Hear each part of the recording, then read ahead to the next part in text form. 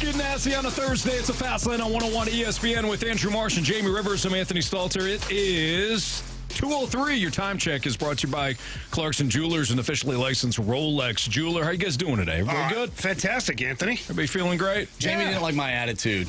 No. Heading into the office today. Marshy, in all fairness, though, your attitude was, really pissy. Yeah. And it had nothing to do with me or Anthony. No. It was to do with a blogger in Seattle. And we're going to get into that because, my gosh, Marshy was pissed. I had to try and break him out of it. Some random person with a blog stirred up the emotions in Marshy that, to a degree that we have not seen before because of this fake trade, which was awful. I'll give Marshy. It was bad. In defense of Marshy, it was That's what terrible. gets me about it, though. The trade was so awful that it's not even realistic. Right. And Marshy's sitting there stewing about it like it happened.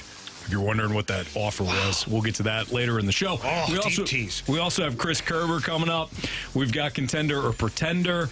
Coming up in about 15 minutes, talking about potential deals, The Athletic put together a deal with the Yankees that caught our attention too. So we'll kind of get through that. I guess it's kind of fun with trades again throughout the course of the day today. We appreciate you joining us. You can view us on YouTube at our YouTube channel at 101 ESPN STL. You can check out our podcast as well later after the show. But you can text us 314-399-9646. That's the Air Comfort Service text line.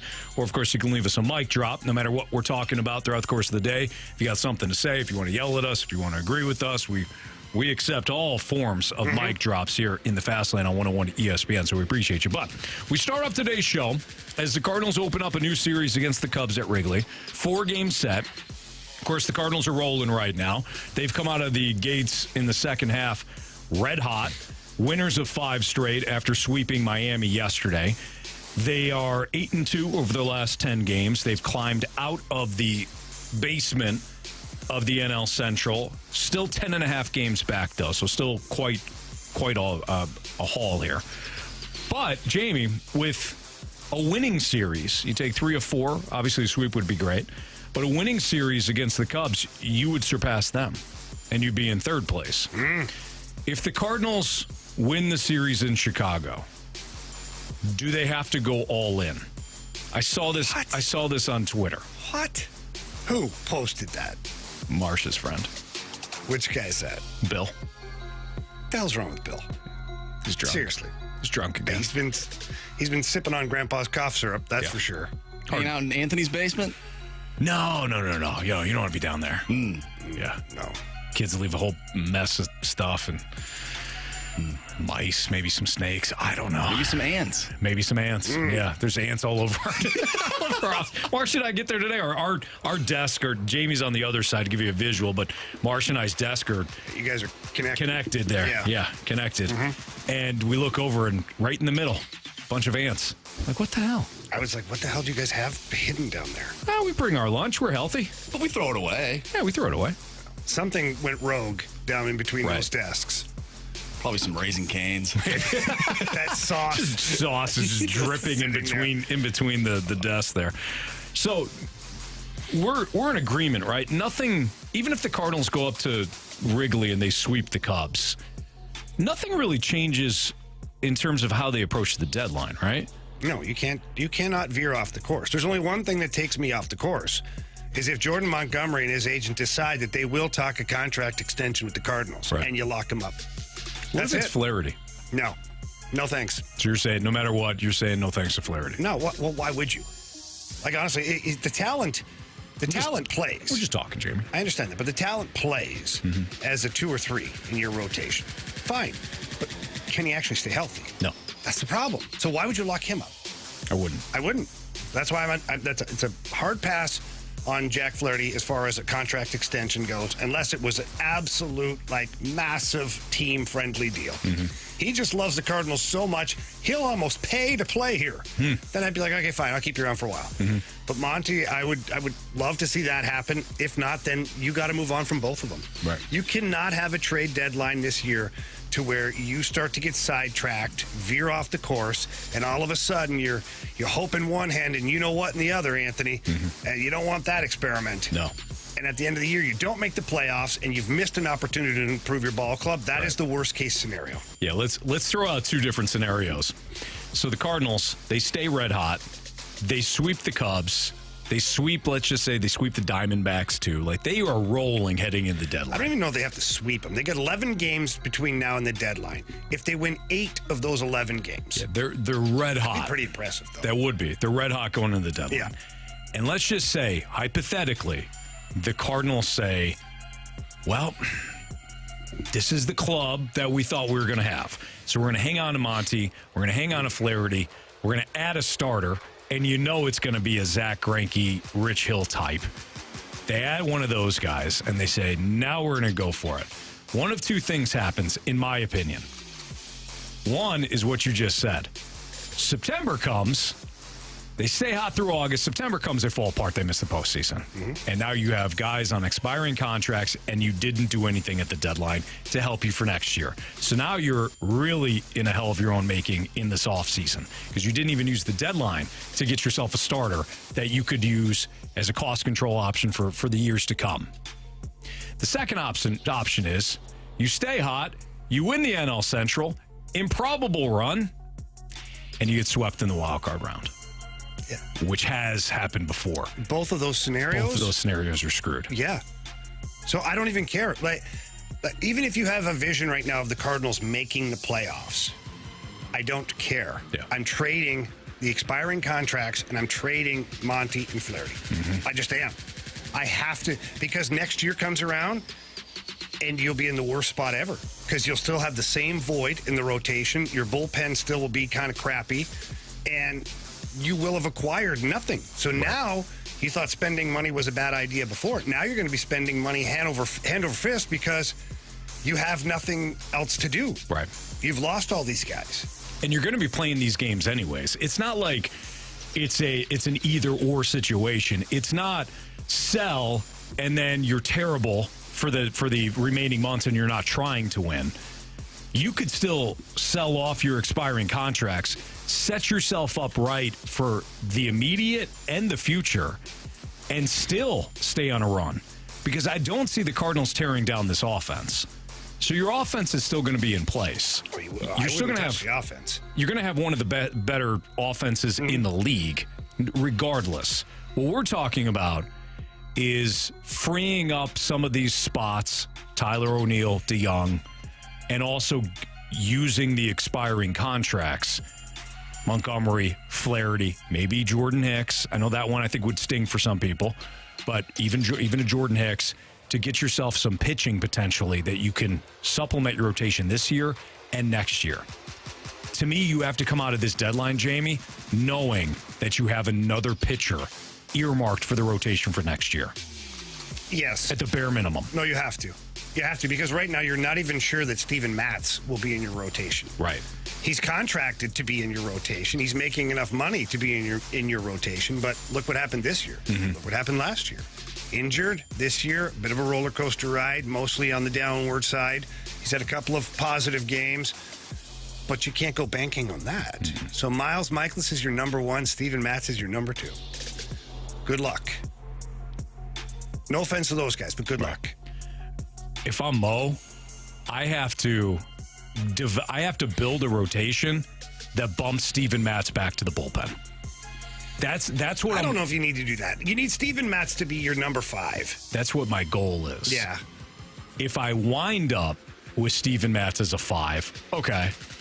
But I go into this trade deadline and then, of course, the offseason trying to bump Steven Matz out of my rotation. Or else you've got the same thought process over the last couple of years. We're fine. We're good.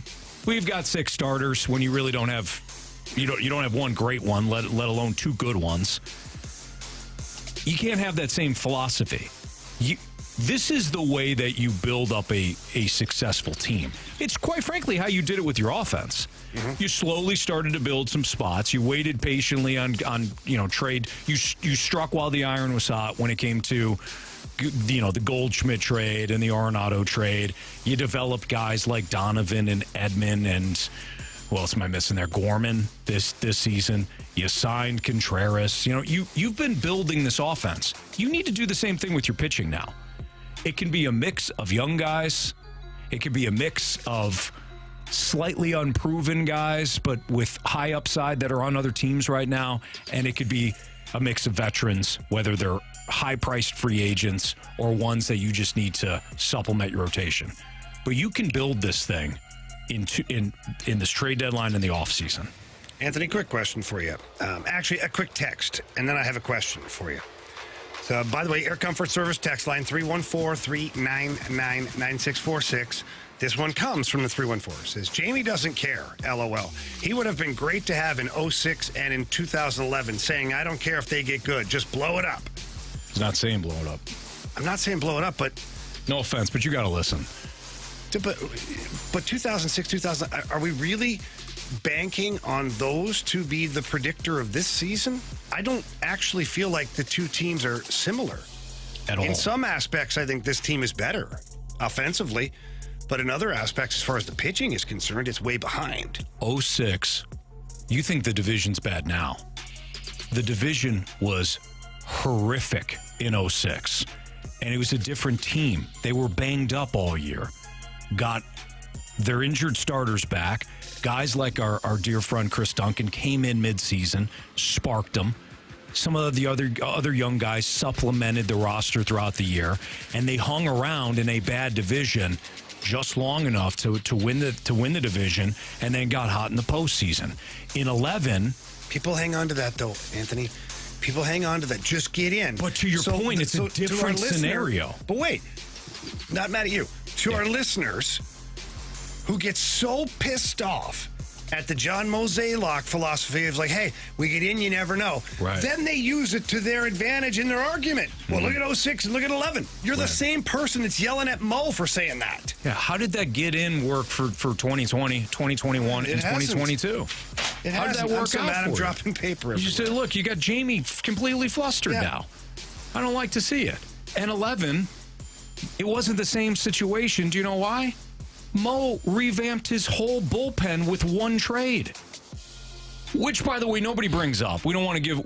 We want to just terrorize Mo. Don't you dare compliment him, Anthony. For everything. We want to throw a Rosarina, literally throw a Rosarina in Mo's face until he suffocates and passes out. Well, it was a bad trade.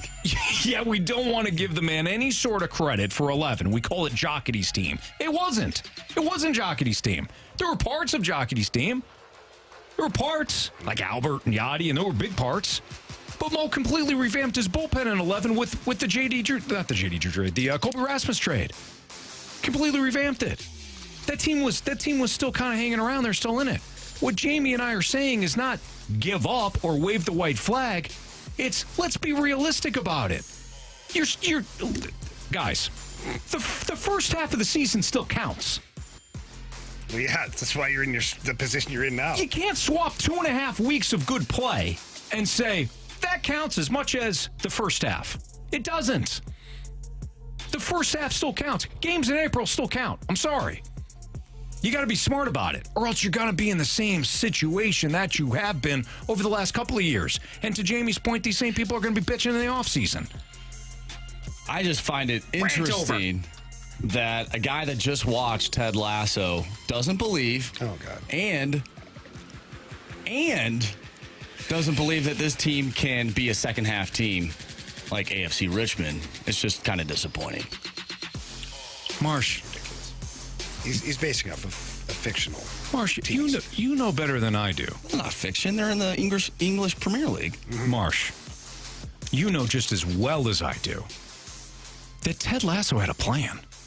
Did you not see him He did have in a that plan. American bar in the back watching old highlights of the triangle offense? Anthony, let's stop spoiling. And how he brought it to AFC Richmond and how they came together? Are you saying Mo doesn't have a plan? No. I like it when it comes together. You know what I mean? Mm-hmm. Ted Lasso, that thing. Did you not read the AFC Richmond way? Previously named the Ted Lasso way? Ted Lasso way? I'm so disappointed in you right now. Anthony, I'm sorry. I'm sorry I disappointed you. There we go. Disappointing you at the beginning of the show. You ready, everyone? Disappointing you right now. Mm-hmm. Go ahead. What? I'm not sorry. You did say sorry. He did. Well, I'm not prefaced sorry. it. Wow, he just flat out went with that. Well, Anthony, I'm glad to see from the 618 that you're carrying Mo's jockstrap. Yeah, you're carrying Mo's jockstrap. Mm-hmm. I don't know what that We're means. telling him to trade everything. We're not carrying his jockstrap. Yeah, I don't. No offense to our brethren here on 101 ESPN. We have been the hardest on the Cardinals and the hardest on Mo all season long. So if you think that we're carrying the water, good luck finding anybody else saying anything. Come on now. Jerk bags. Does this potential deal work for the Cardinals? That's next on 101 ESPN.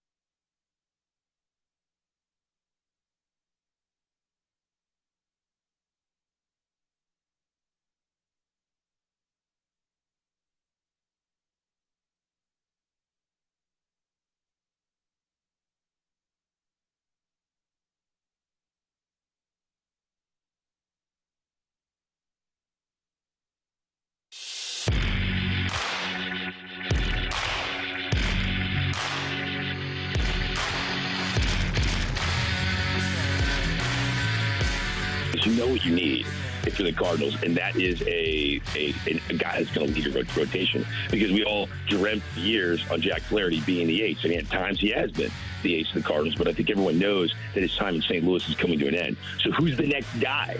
When you don't have the next guy, I mean, there's talent in minor leagues, but you need to go find that guy. You're actually going to do what everyone assumes you're going to do, and that is keep the core together to try to make another run next year and win the Central. So that's Greg Amsinger, MLB Network. He joins the opening drive each and every week here in the on 101 ESPN. We're the Fast Lane. Jamie Rivers, Andrew Marsh. I'm Anthony Stalter. Appreciate you joining us. He's right. Amsinger is right. I mean, you can retool here because your offense is so good. You can retool on the fly and rebuild this thing quickly and get yourself back into the conversation of NL Central champs a year from now. But you do have to look at things, Jamie, like we have, where you're thinking, okay, what assets do I have so that I can bridge the gap between where I'm at now, which is decimated from a pitching standpoint, to Gordon Graceffo, Michael McGreevy, and Tink Hence. And Tink Hence is a little bit further away from than those other two. Well, we think. He's also the most talented, so he might be right there with him. But chances are not all three of those guys are gonna pan out anyways. You may be fortunate to get two of those guys, maybe even just one. And I'm not discrediting them. It's just look at previous drafts. Woodford has not panned out. Hudson has not panned out. Flaherty is just going to be an arbitration and done for you because of injuries. You acquired Liberatore, who was once the top left-handed prospect in the Rays organization. He hasn't panned out. At one point, going back even a little bit further, you thought Flaherty, Reyes, and maybe even Walker, depending on where the timing was going to kind of lead your rotation for the foreseeable future. Or Flaherty, Alex Reyes, and Luke Weaver. Things change in a hurry. Things change, Mox. Things change, Mox. You're the starting quarterback now. Mm-hmm. So just to assume we have to bide our time just until all three of those guys are ready, I don't think that's necessarily a wise move either. So how do you get there? How do you rebuild not only the starting rotation and the bullpen with what you have? Well, you got to start with the expiring contracts. And I think we're all saying the same thing. Even the people that are disagreeing with us, Jamie. I don't want to see a rebuild. Nobody is saying it's going to be a rebuild in the same manner that the Cubs and the Astros and whoever went through a rebuild. That's not what we're saying. Yeah. But you do need to get smart here, or else you're going to be in the same spot that you have been over the last 5 years, which is just doing enough to your pitching staff and it really not being improvements. The bottom fell out for a reason this year. I think you have to take advantage of that. So I can agree with Amsinger in saying, hey, you can retool this thing. You got the offense, all that. You can be back in the NL Central race next year. I agree. Mm-hmm. How are you going to get there, though? Well, we've mapped it out. Right. That's exactly how you do it. You've got an excess number of outfielders that if you want to move on from one or two of those guys, you can rebuild a part of your pitching staff. You have the two guys in the rotation that you can trade.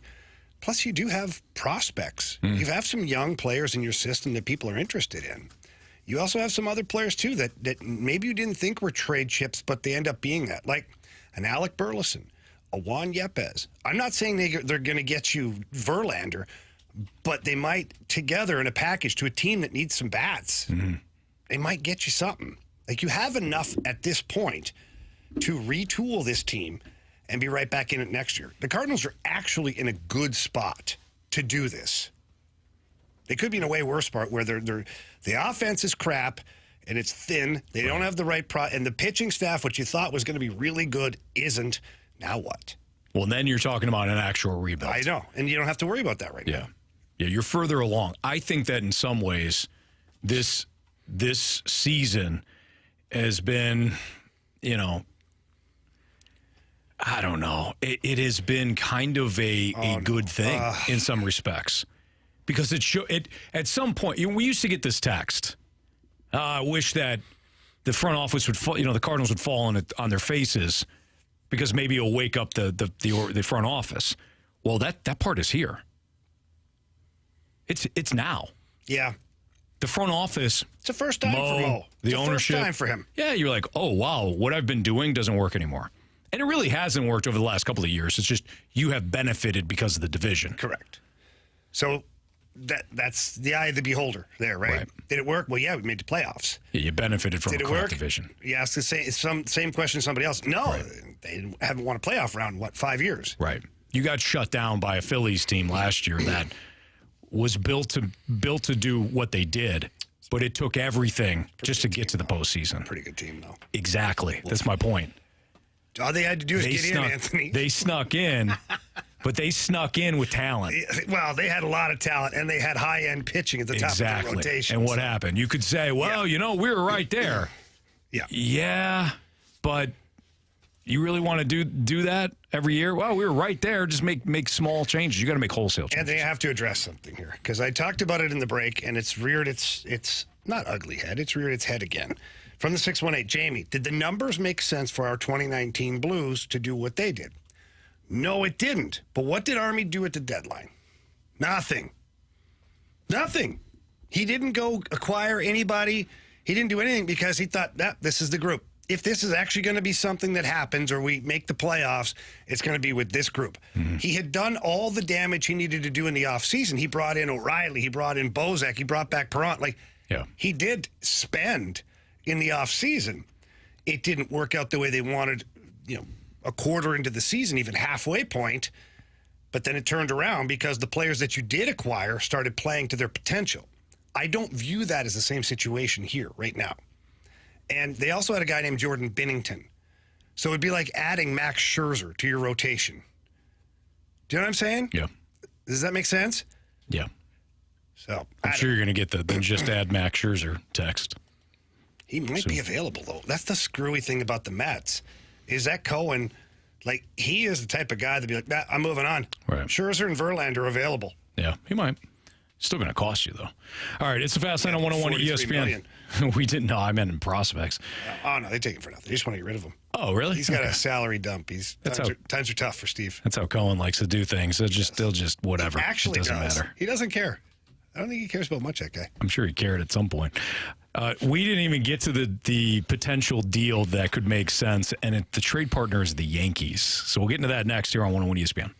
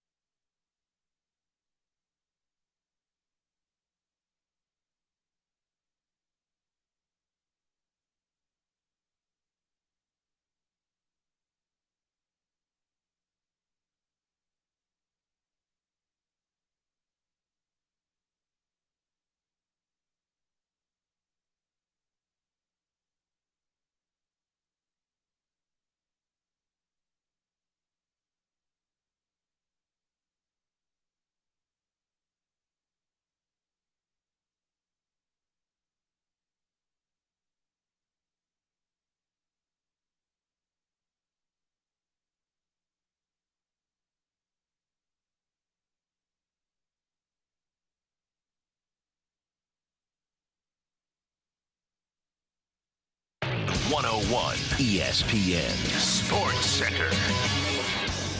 I'm Andrew Marsh. It's time for a Sports Center update, driven by Johnny Londoff Chevrolet and Johnny Londoff Autoplex. The Cardinals get the sweep yesterday over the Marlins, and they'll now take on the Chicago Cubs in Chicago for a 4-game series. Steven Matz on the mound going up against Marcus Stroman.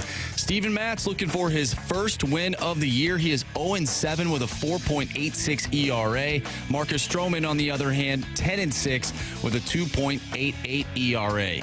First pitch from Wrigley tonight, 7:05. I'm Andrew Marsh, and the Sports Center update is driven by Johnny Londoff. Find new roads and shop 24/7 at londoff.com and londoffautoplex.com. Are you kidding me?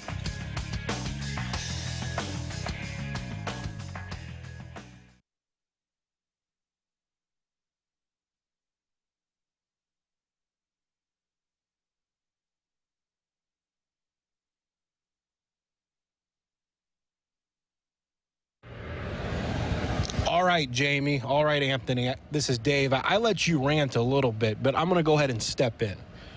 Jordan Hicks, Jordan Montgomery, Jack Flaherty, they're not going to get you frontline starting pitching. They're going to get you prospects to supplement the minor leagues and hopefully build somewhat of a future.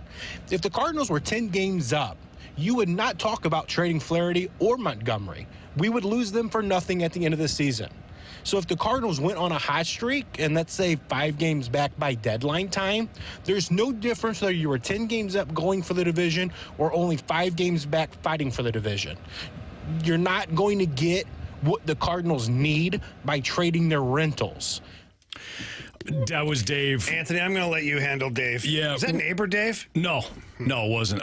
Dave, with all due respect, and thank you for. Boy. No. I'm going to be. Because we appreciate the mic drops, we appreciate the feedback, and we love the back and forth, the challenge. You know, you bring a different perspective into it. Obviously, Dave disagrees with a lot of what we've been saying, not just today, but we've been saying this for weeks now. Dave, with all disrespect, you're wrong. Wait, what? With all disrespect, you're wrong. Oh, okay. Yeah. To suggest that the Cardinals won't get anything but prospects to supplement their farm system, Anthony, for Montgomery and Flaherty is not accurate. Why don't you lay it out again as to how this will play out?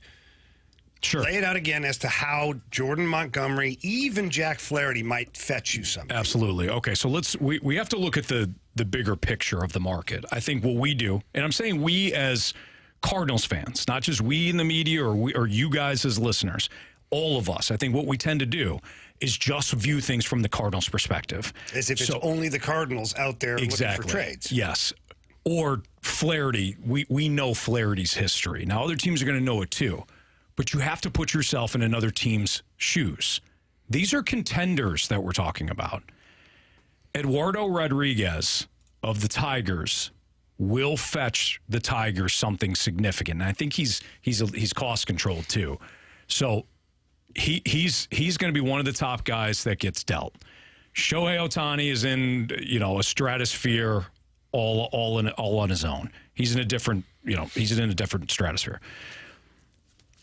Once Eduardo Rodriguez is off the market, once Lucas Giolito is off the market, you're going to get to guys like Montgomery and Flaherty, and they're going to look real attractive to desperate contenders. You have to play it out that way. There's a limited market for Ohtani because some teams have got to be willing to empty out part of their farm system just to get Ohtani as a rental.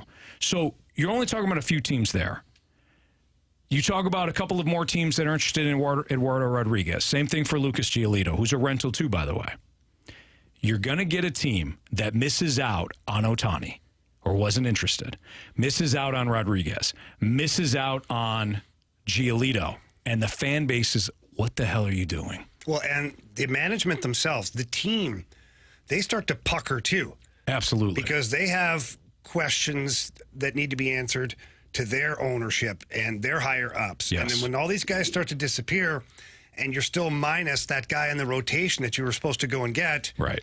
Now it's panic where you might overpay a little bit. You've got teams that aren't used to being in contention Miami, if Miami can stay around, I hope Miami does.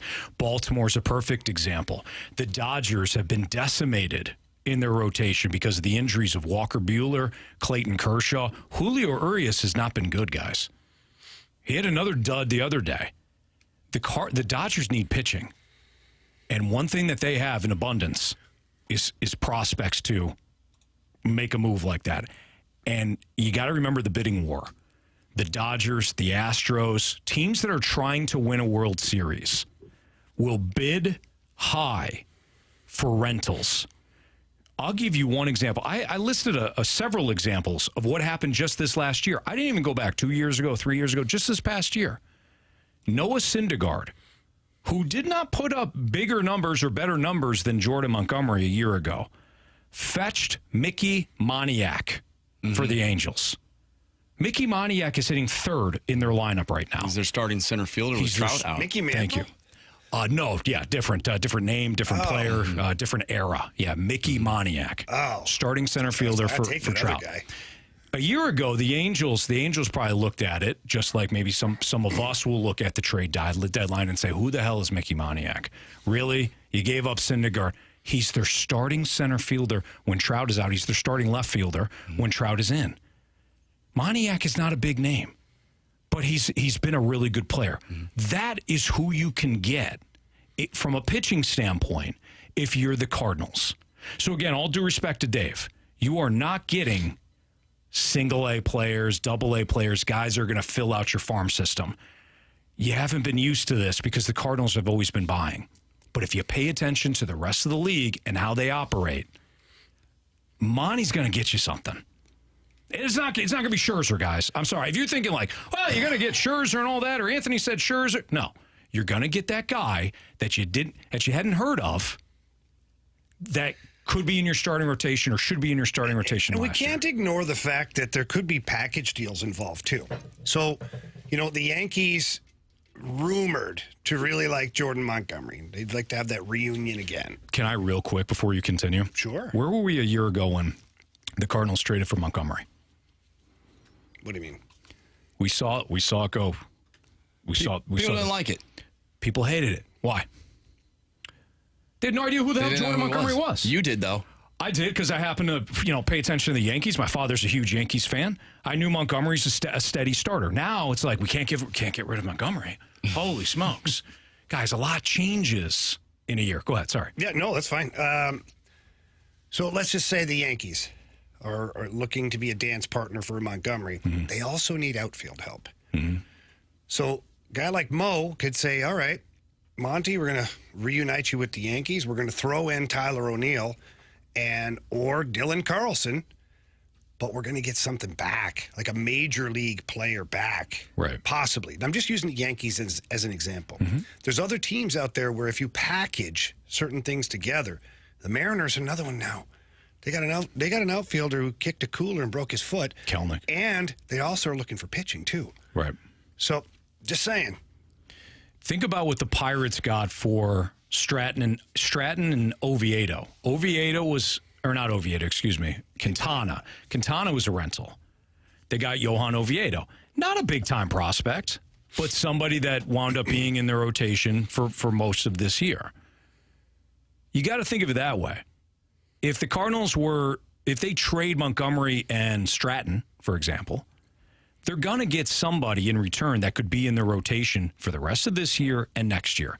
Jamie, you had asked me about Clark Schmidt of the Yankees. Schmitty. He's 27 years old. He had a rough first half, and then over those last 10 starts or so, he's really kind of turned it around. So the first part of the first half, it was an issue for Clark Schmidt. He's 27 years old.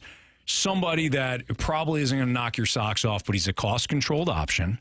Maybe Tyler O'Neill goes to the Yankees for Clark Schmidt, and Clark Schmidt is your number 4 next year. Good, great. And the rest of this year. Good, I'm happy with that. He's 27, cost-controlled, I think this is what Cardinal Nation has to wrap their brains around is it's in the best interest of the club if Mo goes and gets those guys like that, but that can't be his primary goal. Right. He still has to go looking in the offseason for that Aaron Nola, that Blake Snell. The more he can stock the cupboard with 3s and 4s, I'm happy with that. as long as he goes out there and gets a ringer at some point you got to bring the hammer. If he doesn't bring in the ringer, you're right back in the same friggin' position again. Agree. So as far as a strategy is concerned, he's got Michaelis and Matz. I'm going to leave it just like that right now. If you can add another guy, let's say it's Schmidt, and then you bring in somebody else that you find through a trade, and you've got 4 guys that are threes or 2 3s or 4s, however you want to categorize them. Yeah. You still have some internal options coming up. You do have McGreevy and Graceffo. You have Tinkens. Who knows how far they are.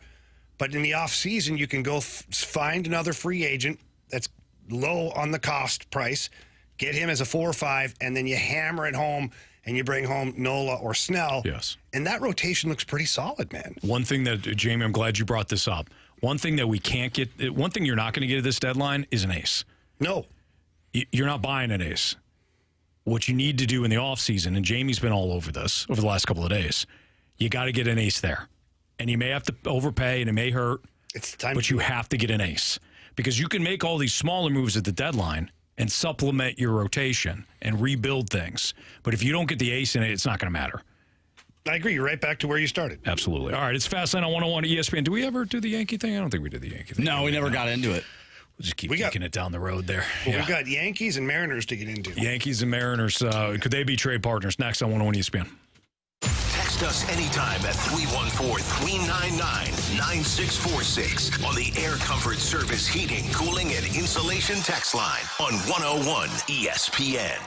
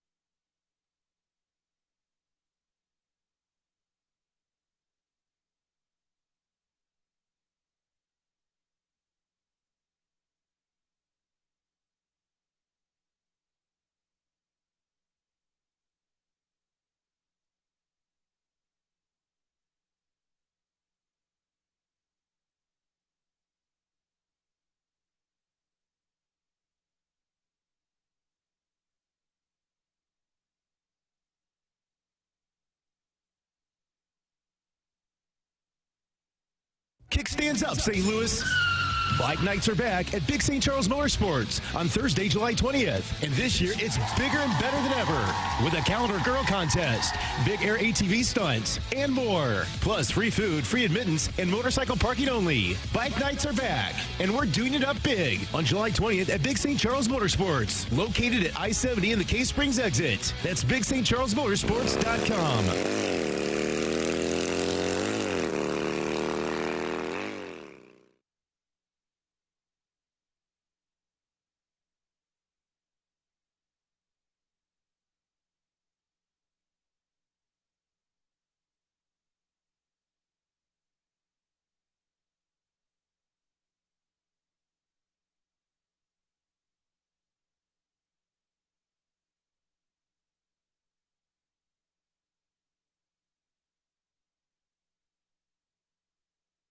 At BOS, we help you bank boldly, whether it's owning your first home, growing your business, or turning your savings into a plan. BOS keeps your bold dreams in focus because banking should be about people, and we haven't forgotten that. Are you ready for a better banking experience? Then make the bold move and switch to BOS today. Visit bankwithbos.com. Member FDIC, equal housing lender. All loans subject to credit approval. BOS NMLS number 402619.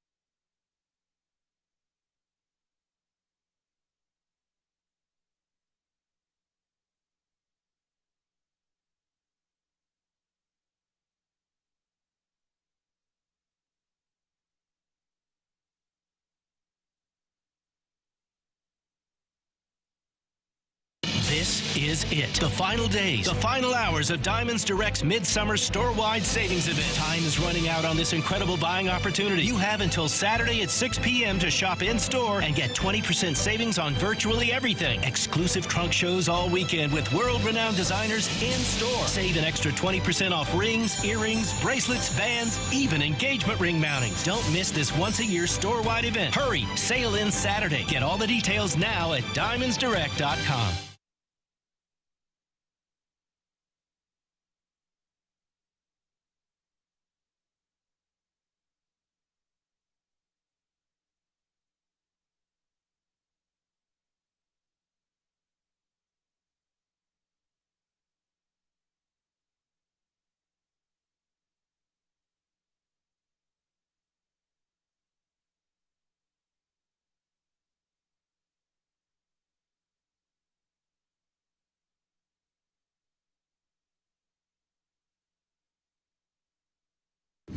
Don't pull over. You're in the fast lane. Broadcasting live from the Car Shield studio on 101 ESPN.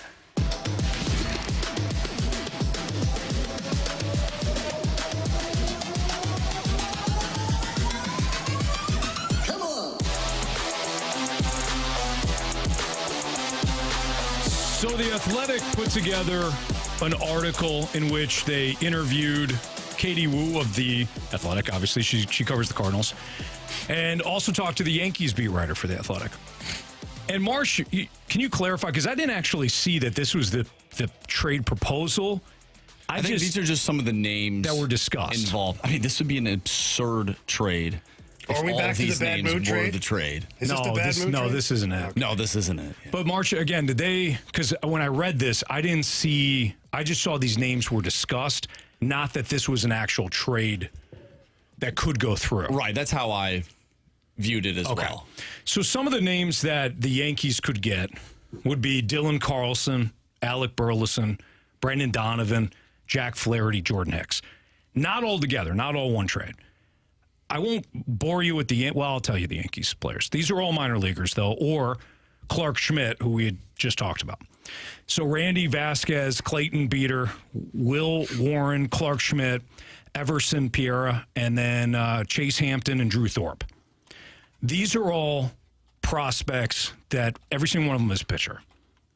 Clark Schmidt is up with the big league team, and I think Randy Vasquez has spent some time at the big leagues with the Yankees this year, but is still more of a AAA guy. Anybody on that list that the Yankees got concern you? Because there's one for me. Yeah, it's Brendan Donovan. There you go. Outside of Brendan Donovan, are you losing sleep over Carlson, Burleson, Flaherty, or Hicks going to the Yankees for pitching help? No. And I'm depending on the pitching help, I don't know if I'm losing sleep over Donovan. Wow. To be completely honest. I mean, depends what your return is. Boy, you have not liked Donovan since day one, has he, Marsh? No. Actually, I've been a big Donnie supporter since day one. He's like, I'd rather see Nolan Gorman play second base. That's his guy. No, I'd rather see that bat in the lineup, though, that's for sure. But no, listen, at this point, if you're the Cardinals, there are no untouchables. Yeah. Even though Arenado and Goldie are probably untouchables unless they want to be moved. But you have to look at your roster and go, like, if you can get a 1 or a 2 pitcher for Brendan Donovan, did you ever in a million years imagine that Brendan Donovan could... No, that's a good point. So, 2 years ago, 3 years ago, we didn't even know who this guy was. All of a sudden, he hits spring training, and he's just getting on base every freaking time he's up there. Right. The Cardinals were forced to drag him back to St. Louis. They didn't even know who the hell he was. And now he's here. So, what position can you play? Anything. Can you imagine parlaying Brendan Donovan for a number 2 starter? No. I would have to consider it because I have other Brendan Donovans. I do. I got one in Tommy Edman. And then you got Nolan Gorman who can play second base. Like, you've got some guys who you can move around a little bit. Now, are they as good as Donovan in every single position? Probably not. Although I'd argue Tommy Edman's probably equal value as far as his defensive play is concerned. Yeah. So if Brendan Donovan nets me a number 2 starter, not only am I listening, I'm probably making that trade. But it would have to be something that I know coming back to my team that is going to help us tremendously. Yeah, if you're giving up Donovan, you're talking about getting a major league ready or somebody that's already in the majors right now that could slide in to the rotation and has the upside of at least a number 2. Brendan Donovan is an everyday player, a leadoff hitter, somebody that has. I mean, I don't even care about the versatility as much as I care about he can lead off. And he could do a little of everything. He's already in 2 years. He's gone from 5 home runs to. Jamie I would imagine, would be 15 plus by the end of the year. He's got 11. He's got 11 now. Probably hit 20 when it's all said and done. He just needs to get on base, Anthony. He can, and he can also hit the ball of the yard. I'm not giving that up for potential. I'm giving that up for somebody that's going to go right into That's what I'm saying. The rotation. Yeah, a young cost control guy. We're 100% on the same page, and I don't think the text line understands where my head's at, because they're like, bad take. No, Brendan Donovan is, untouchable. No, you can't. No, you can't think that way. You can't. The what, guys? The multifaceted wide receiver does nothing for you when you don't have the quarterback. I'm sorry. If you don't have the QB, the multifaceted wide, I know you're probably thinking to yourself, well, I got to keep the multifaceted wide receiver. If the multifaceted wide receiver gets me a quarterback, I got to make that move. And it's not apples to apples because quarterback is the end all be all. But if you don't have pitching, you don't have anything. That's the only thing I'm trying. It's the only thing I'm trying to emphasize when I talk about trading Brendan Donovan. Is that you're getting a legit, number 2 pitcher back. Right. Which you desperately need. Let's move away from that because people aren't going to hear that. They're just going to hear Brendan Donovan and they're just going to start texting. So we got one from the 314 says, if Brendan Donovan's on the table, so is Edman. Heck, for me, Edman goes before Donovan. I understand that. But fine. Okay. The Yankees aren't going to circle Edman over Donovan. Not right now. Not right now. They're going to want Brendan Donovan. Right. So that's why his name is in the discussion. Yeah, you got to think about it too. Well, the Yankees need outfield help. They could use a third baseman. I mean, DJ LeMahieu is on the back end of his career. Josh Donaldson back end of his career. He can't stay healthy. They've got Anthony Volpe. They're starting shortstop, so they're fine there. Gleyber Torres is their second baseman, so they're fine there. But Brendan Donovan could do a lot for the Yankees. But let's move away from it. I don't want to see the Cardinals trade Donovan. I don't think they have to. But when you look at this list, I think the Yankees do make some sense because they do have some pitching. Personally, I would rather give up your cost control, your non-cost control guys to get some of that pitching. I think you can unlock. Clark Schmidt is a perfect guy that would fetch to me somebody like Tyler O'Neill. Maybe even Tyler O'Neill, and Anthony, yes. Or if the Yankees do that, they're idiots. Or if it's a starter to Mr. Cashman. Or if it's a starter and a reliever, fine. But I mean, you can get a deal done with the Yankees and not give up Donovan or Carlson. In my opinion. Are you surprised that Jordan Montgomery was not mentioned in this article? I just briefly read over it again just to double check. Maybe they're viewing it as since they traded him, they don't want him, but I doubt that to be the case. But here's my only. We can end here too. Here's my only concern with the Yankees. They have not had a good track record of developing pitching. Well, I think that's at all a huge thing. That's a huge thing. Like, how can you trust what they're giving you? They overhype. First of all, they overhype their guys to no end, and then they get there, and if they have just a little bit of success, it's the second coming of whoever. Luis Severino is a perfect example. Then he got there and can't stay healthy. Domingo Germán's got off-field issues. Oof. And some on-field issues, as we've seen with like the grip stuff. The Yankees, when they spend on pitching, they tend to do okay. Mm-hmm. But what developing guys like Jabba Chamberlain, I mean, you can go back a long ways here. So I'd be a little apprehensive. I'd rather, if both are available, I'd rather deal with the Dodgers. On the flip side, though, you've mentioned this multiple times. Giovanni Gallegos, a guy that you got from the Yankees in terms of relief help. True. That could be an avenue as well, and you can trust them from that aspect. Sure, maybe they got some relievers, or maybe some. Which we know this team needs. Guys, you're going to have to do your homework. Yes. The Cardinals are going to have to do their homework. And if the Yankees are floating somebody out there and they don't have a great track record of developing pitching and all that stuff, do your damn homework. Yep. Dive into it. You know, like this is the time where you cannot screw this up. I cannot emphasize that enough right now for John Mozeliak and the Cardinals. This is your moment to shine. Mm-hmm. If you screw this up, this will be your legacy. Yep, you're right. Wow. It's true, though. The end of your legacy, no doubt. It will be, because what will you remember, Mo, is the guy who ended the Cardinals run. That guy. I'm serious. Yeah, His last couple of years were terrible for the Cardinals. Yeah. All right. The Cardinals made a series of moves earlier today that tells us all we need to know about their deadline approach. That's next on 101 ESPN.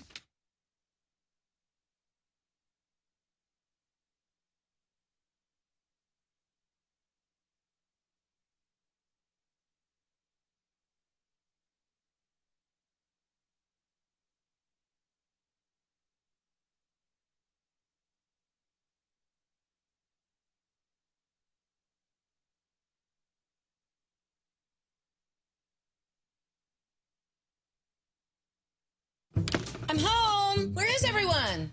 Max, why is your head in the freezer? Because it's so hot out. Okay, where's your sister? In here, Mom. What are you doing in a bathing suit in the bathtub? We have a pool. Yeah, but our pool is hot. This is an ice bath. All right, where's your father? He went to the store to stand in the frozen food section. Oh. Air Alliance team, getting the job done quickly, correctly, 100% of the time. AirAllianceTeam.com.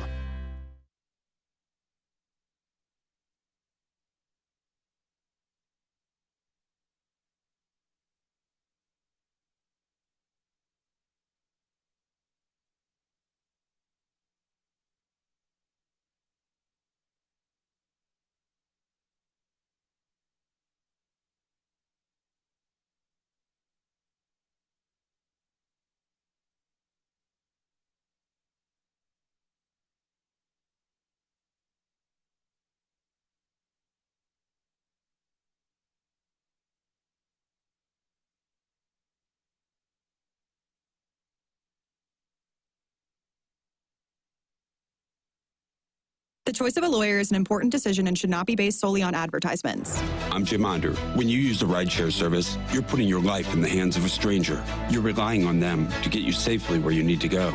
But sometimes tragedies occur. And when they do, big companies like Uber and Lyft are often impossible to deal with on your own. We know how to hold these companies accountable. When you've been involved in a car crash or been a victim of assault, we're here to protect you. Onder Law Personal Injury Lawyers. Visit getjim.com for more information.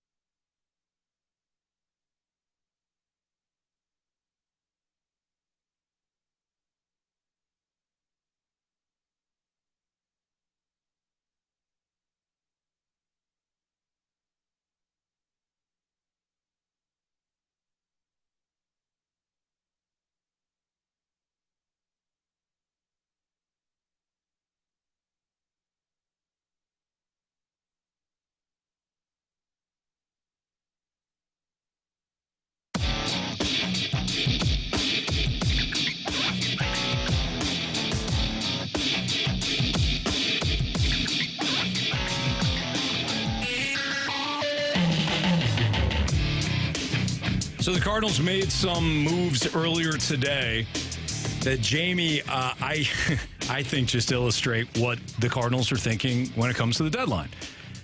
So they sign, among others, right-hander Casey Lawrence to a minor league deal assigned in Memphis. Lawrence, 35 years old, got to the big leagues in 2017, spent time in Japan, then returned in 2021, has almost 100 big league innings split between Toronto and Seattle, according to Jeff Jones on Twitter. They also signed Jacob Barnes to a minor league contract and assigned him to Memphis. How old is Jacob Barnes? Oh, Jacob Barnes, Jamie, is 35 years old. Wow, a little bit of a pattern here. 33, excuse me. 7-year MLB vet. So, Jamie. They got one more, don't they? Yeah, they signed somebody earlier. Well, are we counting Tapera as well? Nope. They got another guy, too. We had three, didn't we, Marshy? I know we had three. I sent you three. I only saw two. I only saw two, and then if you include Tapera. I've got, let's see here. The Cardinals continue to add experience. They got Lawrence, Andrew Suarez. Oh, Andrew Suarez. Okay. Yep. They've got a lot of guys that they've been adding here. And Tapera. So, Jamie, what do you think they're telling us with these moves? You know what, Anthony? I mean, I've been the baseball guy for quite a while now. You certainly have. Rightfully so. Tells me that they're anticipating a lot of movement out of their lineup as far as pitchers are concerned. Oh, by the way, 2 minutes ago, according to Katie Wu, we just talked about Ryan Tepera. It's a good Cardinals career. Oh, did he get DFA'd already? Yep. Tyler O'Neill activated. Oh, yeah, there it is. Ryan according Tepera. to Katie Wu. Oh, boy. Yeah. Well, it's a good run for Ryan Tepera. Either way. So The Cardinals are loading O'Neill's up back. on some veteran guys that they don't care at all if they throw these guys to the wolves. No, right. Seriously. Yeah. And if they somehow come in and they're a version of J. Happ and John Lester, maybe, that's a stretch. But yeah, they're loading up on pitchers because they plan on trading pitchers. Yeah. They have to. Now, Tyler O'Neill being activated, now we start the cycle of what happens with Dylan Carlson. Because Dylan Carlson, his playing time will diminish once Donovan is ready to come off the DH role, we'll call it, the DH list. Then Dylan Carlson's time will really diminish. My question is this: Why do you always just circle Dylan Carlson? Because they brought that up? Because Ali literally said it. Yeah, I know. And I guess my question was more like even towards the Cardinals. Like, why is he the automatic?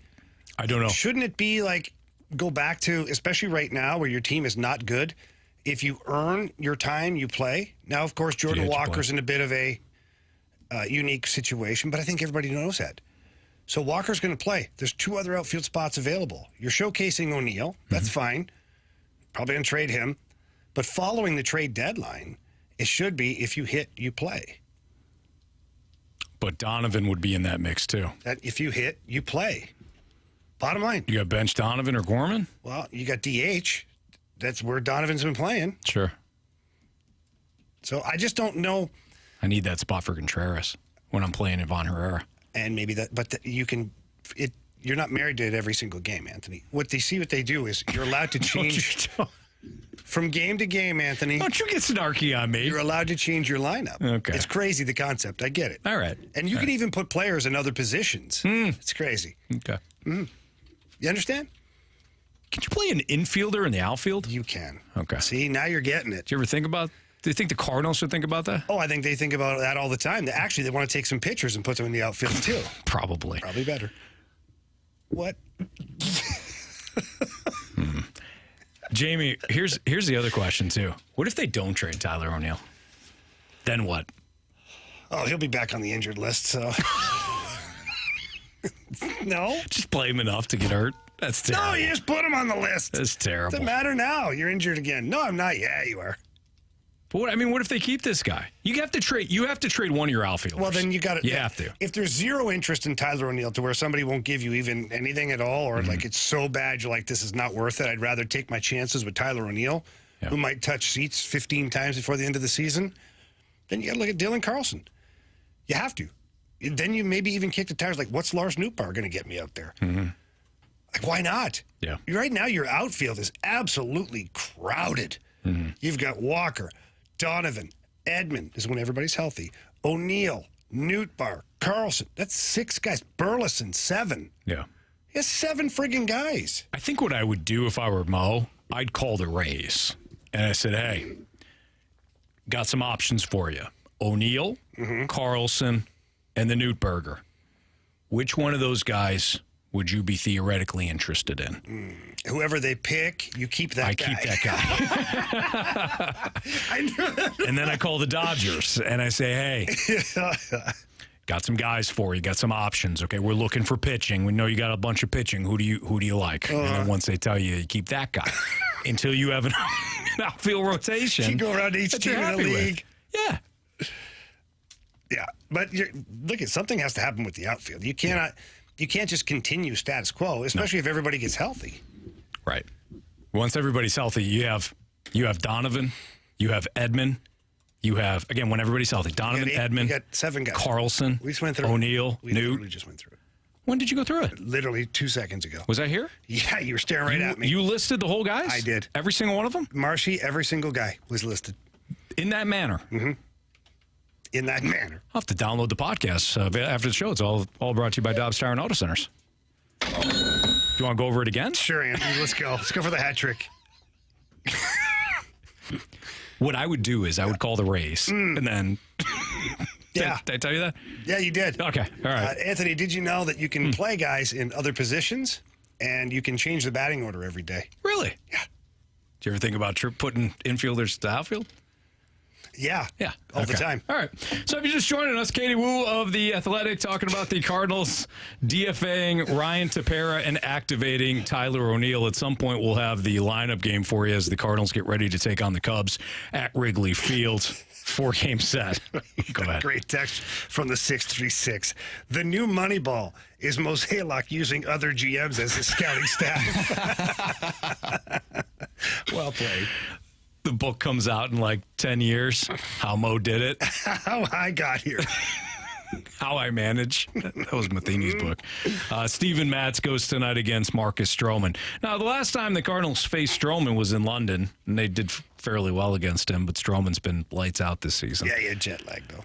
He did. He had jet lag, plus a blister on his finger. Oh, well, yeah. Plus half the catching runs. hand, but that's fine. Yeah, well, either way, ipso facto, he's our boss.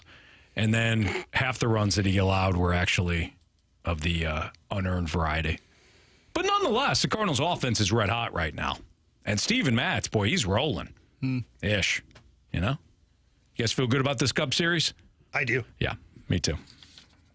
Ish. Are you excited, Anthony? I'm super excited. Yeah. All right, I'm excited. Chris Kerber's next on 101 ESPN.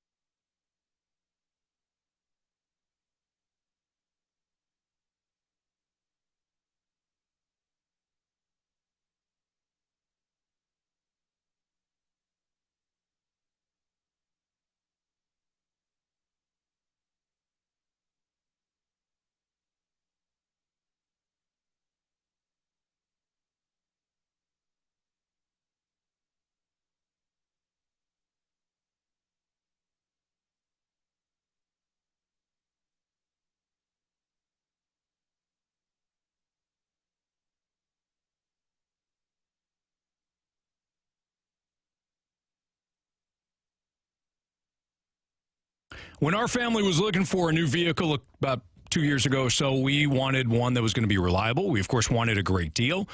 And we wanted to make sure that the financing was going to be right. That's why we chose Auto Centers Nissan Herculaneum. And we love Auto Centers, and I'm proud to be a rep for them because when it comes to Auto Centers Nissan Herculaneum, they do a great job of finding you the best financing possible. Yes, they have got over 700 vehicles on their lot out in Herculaneum, whether you're looking at new Nissans or certified pre-owned vehicles, great, they've got them. But when it comes to financing, let them show you how they could put you in a brand new Nissan at a monthly payment much lower than you thought was possible. That's one of their expertise. Of course, they got the free nationwide lifetime warranty as well on all new Nissans. They got the 30-day return promise.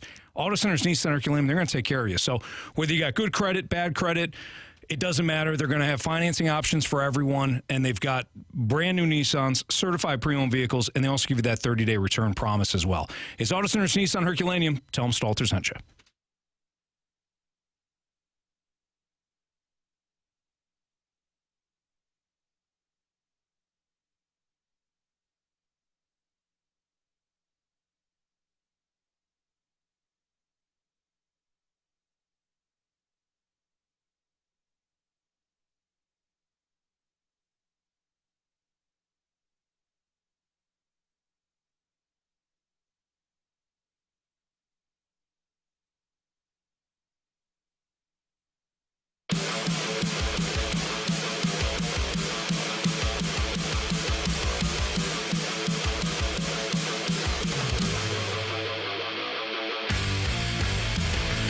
It's the Fast Lane on 101 ESPN with Jamie Rivers and Andrew Marsham, Anthony Stalter. Let's head to our celebrity line. We're joined by the voice of the Blues, Chris Kerber, on your home of the Blues, 101 ESPN. How you doing, Kerbs? Anthony, I'm doing well. How are you? I'm doing good. Did I see you're trading for Ohtani on Twitter the other day? Man, people get all bent out of shape. Welcome to our you world, know what I did on purpose? Like, of course, I didn't say you're going to resign. Look, nobody is trading for Shohei Ohtani and paying that freight if they're not going to re-sign him. Okay? Like, nobody. Now, somebody may trade for him, but the freight's going to be a lot less, right? Mm-hmm. Okay? Yeah. So I put it out there, like, would you consider trading Walker and Wynn if you could get Ohtani? And it's amazing how insulting people got when you're just asking a simple question. Right? And I'm like, y'all don't even, realize. And the amazing thing is almost none of them have spent a lifetime in sports, so, but they're knowledgeable, right? So you're like, that's just not how this works. Like, well, if I could sign him. Well, no kidding if you could sign him. I would trade for Ohtani. Guys, listen, I'm going to tell you something. If I look at the Cardinals right now, okay? I'm not trading, obviously. I'm not trading Arenado because to me, he's a draw. Watching his defense and everything, and for the most part, I'm kind of that way on Goldschmidt too, right? But I look at the others, and aside from Walker, when I go to the game, who do I get excited to see? And I get excited to see, Arenado. I get excited to see Jordan Walker play, and I'll tell you what, I think it would be the greatest thing in the world to see the birds on a bat on Shohei Ohtani's chest, wouldn't it? Oh, it'd be incredible. I know I'm pie in the sky, but I'd love it. It would be. I'm right there with you, Curves. It would be. I've been trying to get incredible. in for 2 years now. But you're right. I mean, it's got to come with that. Isn't that one of the reasons? You got to make sure that no matter what at this trade deadline, you keep Lars Nootbaar, because I don't like if you're going to have any chance to even start negotiating, he's got to be a help, right? That's true. That's true. Yeah, you got to make sure that he's got his buddy there on the outfield. It makes sense. But you're right. Any conversation starts with the qualifier of you've got to be able to re-sign him. So that should be something. Nobody, even though baseball doesn't do the sign and trade like these other sports, okay? There's just I just do not see a team getting a hold of Ohtani and paying the kind of freight you'd have to pay as a rental. That would just be even for the Yankees or somebody. It just makes no sense. Because in the end, if you're a contending team right now, you're a team that has a solid pitching staff. You're a team that has a solid DH. Otherwise, you're not contending. If you're a contending team right now, what you'd have to give up to get Ohtani, I don't know. Those are the teams that are looking to add, not take anything off their roster, right? Right. So, to me, it's a real simple one. You're doing that if you're really confident you're going to re-sign him. If not, you're letting somebody else grab him for a while. Hey, Curbs, talking about contending in a different sport and a different market altogether, but reading over the last handful of days that the city of St. Louis is now competing for a bid for the World Junior Championships. What are your thoughts on that? I find it to be pretty exciting. I love this, what they're doing here. And, of course, the city of St. Louis, through the leadership of the Blues, through the leadership of the Sports Commission, they've tried before to get it. They tried once before, and it went to Buffalo. Because of the nature of this tournament, the the IIHF would probably, they like the idea of being close to the Canadian borders, figure, Canadians across the border. But since the time that the Blues helped put a bid in for this, since the last time that they lost to Buffalo, all the renovations at Enterprise Center have been done. It's now It's now an updated state-of-the-art building. The Centene Community Ice Center has been built. You've got the rink that seats 3,000 people on the one side, which is great for some ancillary games. You have other facilities.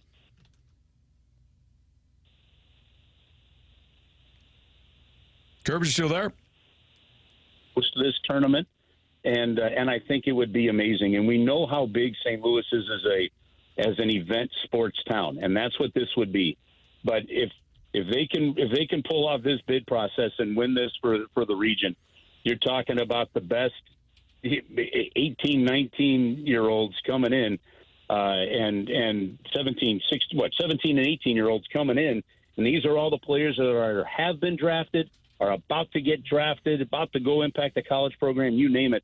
It would be amazing, and I'd love to see it get it. But Jamie, the other thing it does is the fact that they're able to put these kind of bids out there for these kind of events and have a chance at getting them. Anybody can bid, but to have a chance at getting them, it speaks volumes to the fan base, the corporate support, and this St. Louis Blues ownership group and the commitment they did to really increase the awareness beyond just what the St. Louis Blues do and to the community and the sport of hockey. Yeah, I would agree, Kerbs. Honestly, in the last decade, I think there's been a combination of things that have happened. One, this ownership group has done a tremendous job of letting the world know that the city of St. Louis exists and that they can put on a hell of a show here. But also, the combination, to me, is the young players that have come out of St. Louis that have also opened a lot of eyes in the hockey world that we're producing good players here as well. So I kind of feel like it's been a bit of the perfect storm. Well, it has been. The timing has been good. The 2016 draft was big. The coaching of you, Jeff Brown, Chaser, Kachuk, just Jamal Mayers, Joe Vitale, Barrett Jackman. Like, it started when the alumni really started staying in town. You're seeing now how long it takes to really be grassroots with just how few rinks there were here before Brett Hall. Now how many rinks started being built after Brett Hall became a Blue to what you're seeing now. But then you're also seeing the commitment, of the ownership group. And look, I'll make the case that Tom Stillman's group allowing Doug Armstrong to make the moves and bring in Ryan O'Reilly is about as impactful. It is maybe as an impactful impact on this organization as anything. But I think Tom Stillman bringing Chris Zimmerman in as president and CEO of this franchise is the same thing. Because right from the start, it has been about a bigger vision. It has been about the Winter Classics. It has been about the All-Star Game. It's been about like what Steve Chapman, Chris Zimmerman, Phil Siddle, the executive team, this group has had to do from a political landscape to get the renovations done. What they're still fighting for, to deal with the state of Missouri and the sports betting aspect of it. It's gone so much more beyond just running a franchise. And the vision that they've put in place, not only has it been successful, but it's being rewarded with these events from a league standpoint. I mean, guys, to get the National Youth Hockey Championships, to have Centene be able to host that in a 1-month time period when it was getting canceled because of COVID in another area was huge. To have the sled hockey championships, it's so much more than just the walls of the St. Louis Blues, and that's the vision of this group and this group's leadership.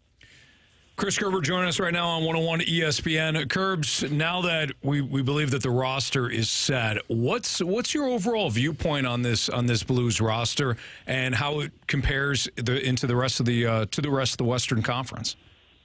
I'd say middle of the pack right now, and the reason I say middle of the pack is I still believe there are a lot of question marks, and I think you might actually have even more question marks going into this season than you did last season. And as we've talked about a couple times on these shows, guys, the success of the season is much like the Cardinals this year. On what side of the question mark line do the answers fall? So I'm still thinking like you after trading or David Perron not re-signing before last season, that left a hole in the top 6. That hole still exists.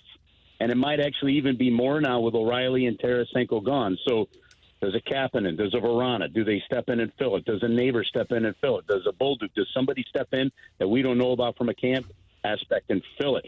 To me, there's still a top 6 role because I just believe that if you're going to be competitive on a more realistic side, Brandon Saad's on your third line. You're shifting things down.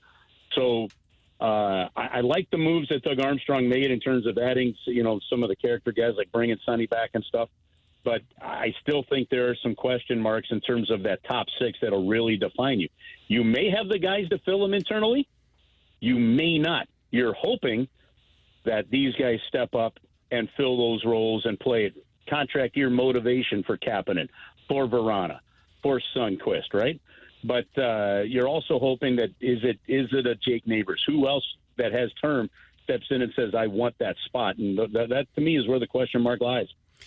Kerbs, you mentioned a name that it's been kind of fascinating to me this offseason to kind of watch what's been going on. But Vladimir Tarasenko, former Blues player here, great player in franchise history, to trade to the Rangers, and now he still sits out there on the free agent market.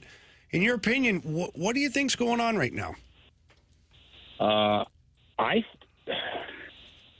personal opinion, and I haven't talked to anybody about this, Jamie. I haven't talked to Vladdy or somebody with knowledge. All right, when Vladimir Tarasenko moved away from Mike Liut as his agent, I think it was a massive mistake on his part. The new agent is the one that decided to go public with the issues with the team doctors, and that was an absolutely wrong play. I do believe that it would have been in the best interest of the Blues to have moved Vladimir Tarasenko at the beginning of last year, no matter what the price. But they held on to him. They got a first-round pick in a combination with Mikkola, so that worked out. I just think that, for example, what you could have done with that salary cap space might have helped the team out better last year more so than this year. Jamie, I'm fascinated by this topic in sports primarily, and you will have more knowledge than any of us at the station, maybe Kerry Davis right now, because the advice of your agent is one thing, but the agent still works for the player. And if that agent doesn't have a real good sense of what the market is and where teams are and what you could really do and overvalues where that player is, then that player can really get stung in the free agent situation. And I think that that's what happened. Now, it may still work out for Vladimir. He changed agents again. There are some teams that have some opportunity, but it may not be exactly where he wants it, or he may have to take a shorter deal than he thought. But Ryan O'Reilly had a very clear vision of where he wanted to be and about the range.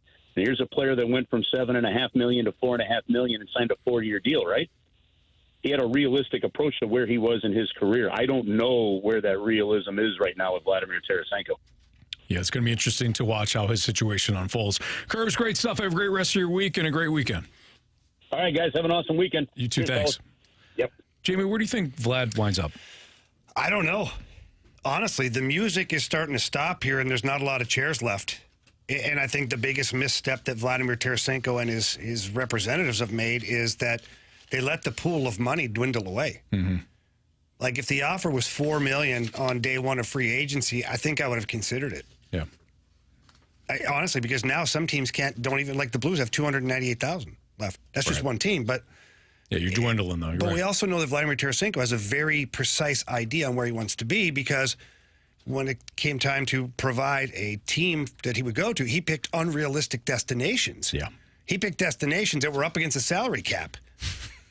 Like, it was not. Yeah, he didn't care. So he wasn't looking at that. Maybe is he still unrealistic? Is he still sitting there with his heels dug in, going, "I'm a $6 million player. I'm a $7 million player. Do you know who I am?" Mm-hmm. Well, yeah, we do. Actually, you've had one 80-point season in your career, and you've been hurt for a lot of the last 3-4 years. Right. And you've been disgruntled, and you went public with it. You fired your agent 2 times. You have 3 agents now total. I just think it has been a big misstep by him and his representatives. That's Jamie Rivers. I'm Anthony Stalter. It is the Fast Lane on 101 ESPN. We're going to play Contender or Pretender next.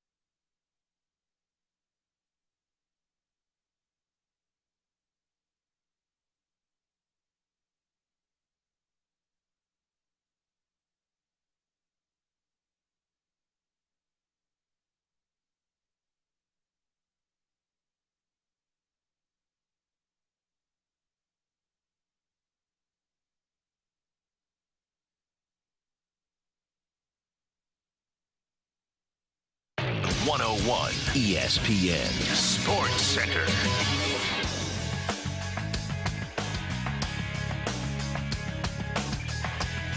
I'm Andrew Marsh. It's time for a Sports Center update brought to you by Saliga Heating and Cooling.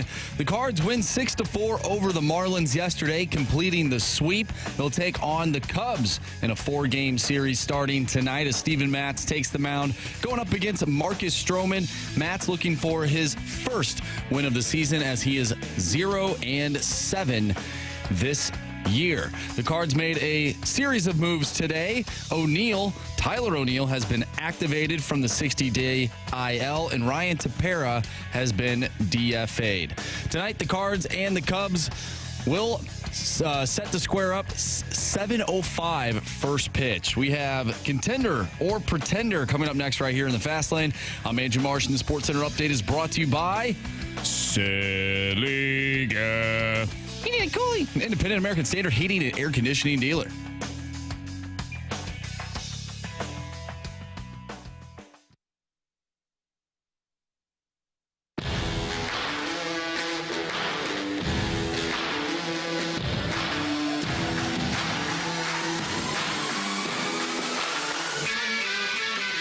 It's the Fast Lane on 101 ESPN with Jamie Rivers. I'm Anthony Stalter. Here's Andrew Marsh with some Contender or Pretender options. All right, guys, let's start in Major League Baseball and touch on the National League Central. The Cincinnati Reds, they've been up, they've been down.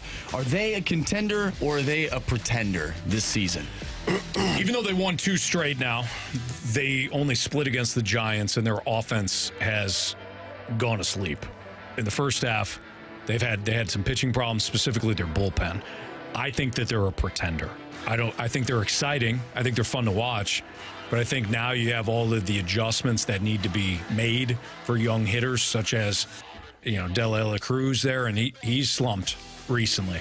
So when you have a situation where you got a bunch of young hitters, they're trying to adjust at the big league level that had a little success, and now they're starting to hit a rough patch. Do you have something else to anchor your club? And they don't. The bullpen isn't good enough. The starting rotation isn't good enough. I call the Cincinnati Reds a pretender. Well, they're absolutely pretenders. They are. Now, next year could be contenders, depending on what they do as an organization. If they just stay the course with a bunch of young guys and hope that something different happens, or if they jump in the pool a little bit and get some players around some of this young talent, they could be a contender. As of right now, I think they're pretenders, and it's not an insult to them. I think that for a short period of time, they overachieved. And it was due to that influx of young talent and energy and all that stuff that goes on.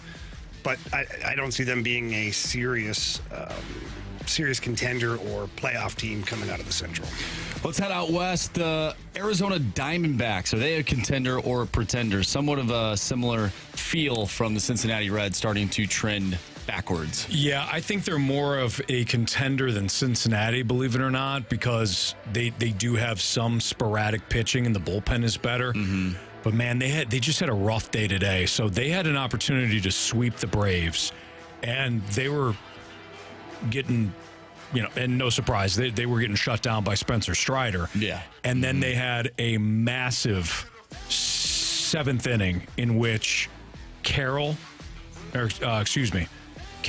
hit a home run to get him a 3-1 lead. Rivera, same inning, hit a solo shot to make it 4-1. And then the Braves offense took over. Matt Olson hit a 2-run shot to make it 4-3. Corbin Carroll of Arizona hit a solo shot to make it 5-3. Austin Riley homered in the bottom of the 8th to give the Braves a 6-5 lead. Olson homered again to make it 7-5. And Arizona blew an opportunity to win to sweep. I think that's going to be Arizona's problem. When they get against some of these big contenders, the Dodgers, the Braves, I don't think they have enough firepower. I think they are a team that will make some small moves at the deadline, but ultimately they are also a pretender. Yeah, same exact feeling for me is that they've had some spurts here of really good baseball. They've surprised probably the entire league with what they've been able to accomplish so far. But look at the Giants are right there. The Padres are trying to ignite something. The Dodgers are going to be the king of the castle in that division. I just don't see the Diamondbacks having enough to keep this kind of a pace up. I agree. And are they going to be willing at this juncture of where they are as a franchise, are they going to be willing to make a move at the deadline? I think they're going to make small moves. Are they going to make it the move? Well, let me ask you this. Do they have what it takes as far as personnel to make a move? Like, I feel like they've maximized everything they've got right now within the organization to be where they're at. You'd have to trade some of that to get something. Yeah. And what kind of an effect would that have on your overall roster? Do you really want to give up something like a rental? No. So, exactly. Pretender.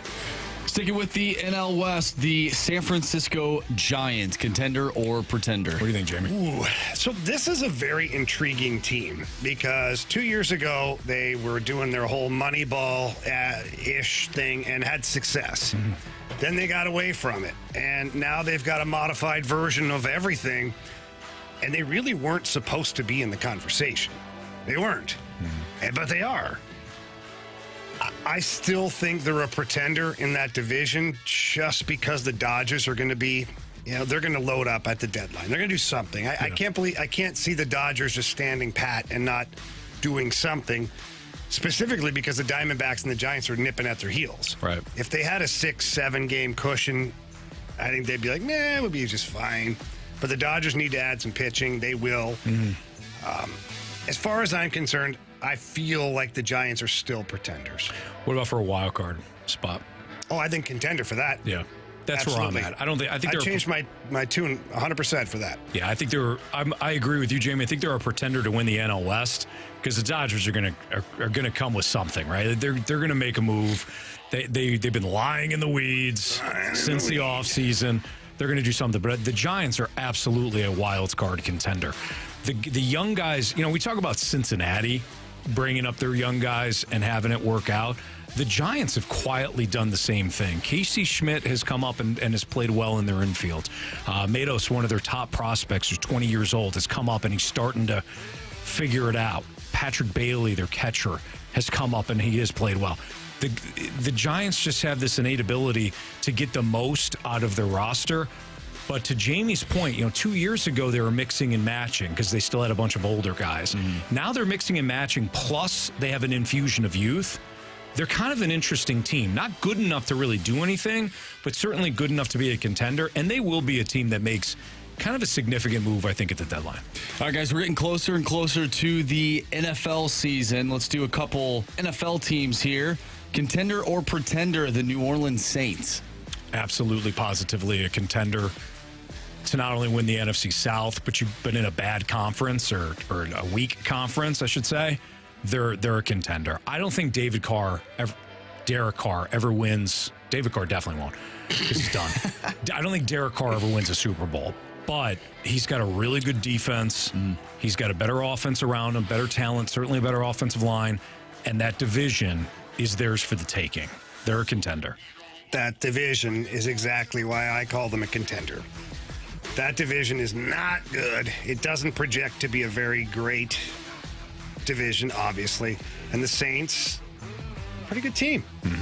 So I'd say they're contenders to make the playoffs. I don't see them doing anything serious in the playoffs, though. You get a team in the Dome. The answer's no. Postseason, I could see them winning 1 or 2 games. I could see them in the NFC Championship game. Wow, okay. I could. Oh, my God. They got a really good defense.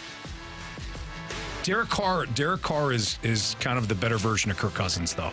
Is he, though? Is he better than Kirk Cousins? He is, yes. I don't know if he is. Swipe him. Did he win the 2022 No, you're right. Bart Starr Award? No, he did Which, not. By the way, if you watch Quarterback on Netflix, the award show is in the show. Yeah. And you see Kirk Cousins accepting the Bart Starr Award. Are you serious? I swear to you, I audibly laughed out loud when I watched it. That's fantastic. DeAndre Hopkins signed with the Tennessee Titans. The Titans, are they going to be a contender or pretender in that AFC South? Whoa. Anthony, I'll go first here because you're the football guy. That division is winnable. I think the Jaguars are certainly the team to beat. To me, it all comes down to the quarterback. What version of Tannehill are you getting? Right. And who's the backup guy there? Will Levis, that's the it. rookie. So I'm going to say that they're going to be a pretender regardless of how good DeAndre Hopkins is because if you can't get him the ball, even though anything in his area is usually catchable, I still have trouble envisioning Tennessee doing anything. Jamie's right. The division is very winnable. And Tannehill, I don't think gets enough credit for when he is playing well, how solid he is. They were a 1 seed like 2 years ago. Yep. And if, what's-his-face misses the kick there, McPherson, for Cincinnati, the Titans would have advanced. I think their offensive line is terrible. Their defense isn't strong enough. Vrabel's a really good coach. Hand the ball to Derrick Henry, let him go. Hopkins does not, for me, put them over the top. Yes, winnable division. I still think it's the Jaguars to lose. I'm going to call the Titans a pretender. Last one here. Denver Broncos, new head coach, same quarterback, contender or pretender? What do you think, Jamie? Wow. Unfortunately, the AFC is just it's a shark fest. There's so many good teams. And they're in that division. You got the Chargers and the Chiefs, and who knows what the Raiders could be, but they look like they're trying to build something there. And you expand that into the Bengals, the Ravens, the Bills, the Dolphins, the Jets. No, they're pretenders. I'm sorry. I don't care what the hell happens with Russell Wilson. They're still pretenders. We got a text from the Air Comfort Service text line from the 314. Okay, enough with the NFL contender pretender. We won the lineup game. Well, you know what then, Anthony? The text line's gospel, right? Yep. Lineup game coming up next here on 101 ESPN. Yeah, I didn't go with the Broncos.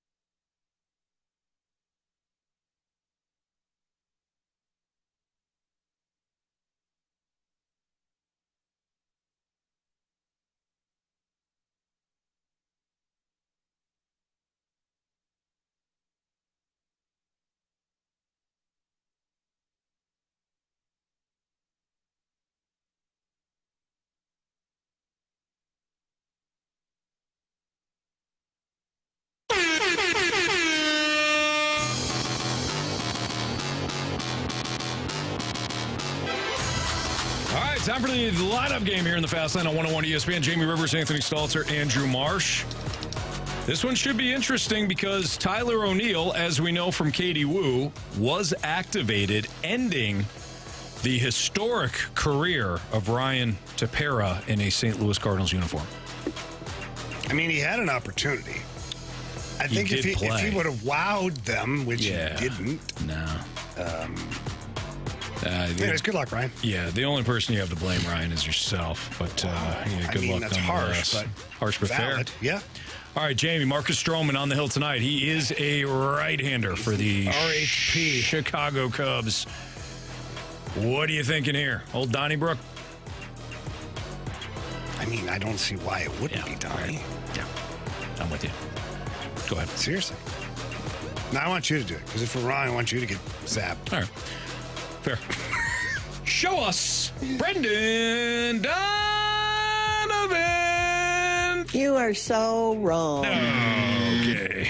That's fun. Well, we know it's not Tommy Edman. Nope. The Newt? Are they going to do Tyler O'Neill like I suggested and get him as many ABs as humanly possible? No. Okay. I don't think so. So, Newt? I feel like that's the logical choice, don't you? Absolutely. All right. I want you to be right. Show us that Newt bar. 1, 2, 3, 4. I'm grinding. I'm sorry, that's the best one. That might, yes. That's got to stay. That's incredible. I don't even care about Newt. There it is. That was way better.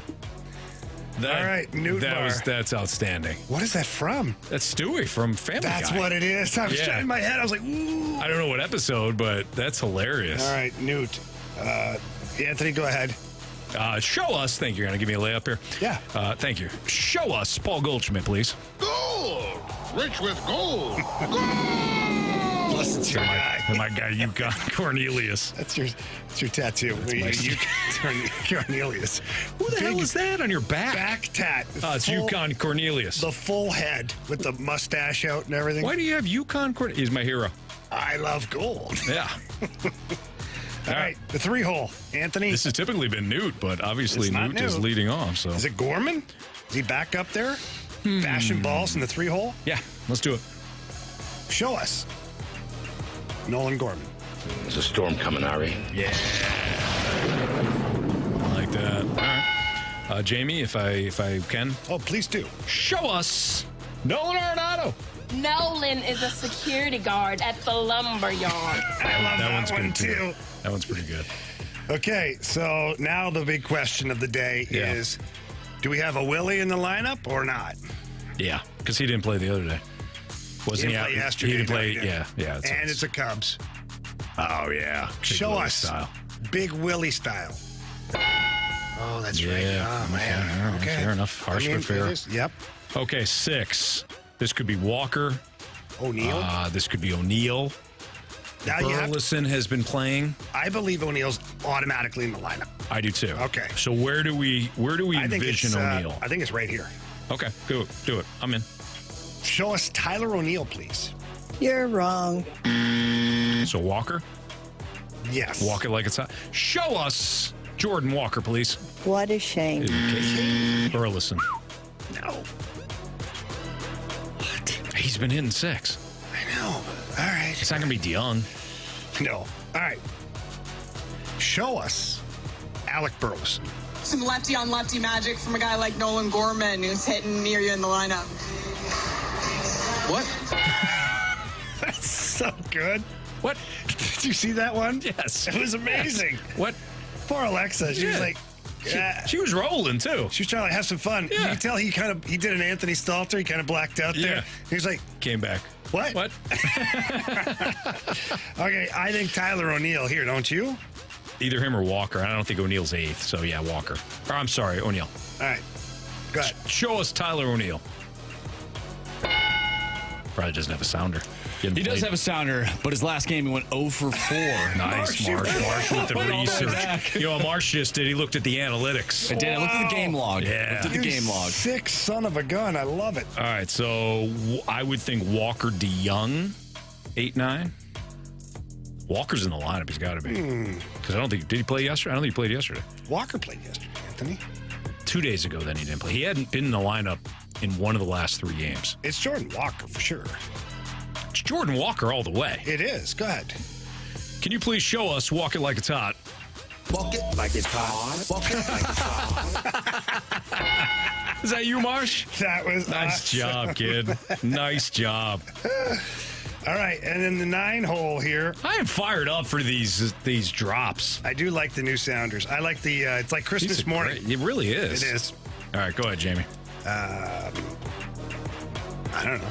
It's got to be DeJong. Is it? Yeah. Well, where's Donnie? He's not playing? He's not playing. They cut him. That's a shame. They traded him to the Yankees. CFA'd him already? Yeah. All right. Show us Paul DeYoung.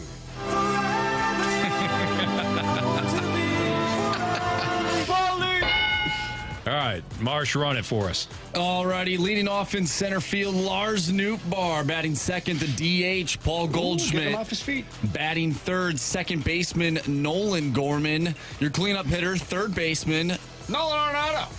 Batting fifth, catching, Wilson Contreras. Batting sixth, the first baseman, Alec Burleson. Batting seventh in left field, Tyler O'Neill. Batting eighth in right field, Jordan Walker. And batting ninth, the shortstop, Paul DeYoung. Back. Stay fair!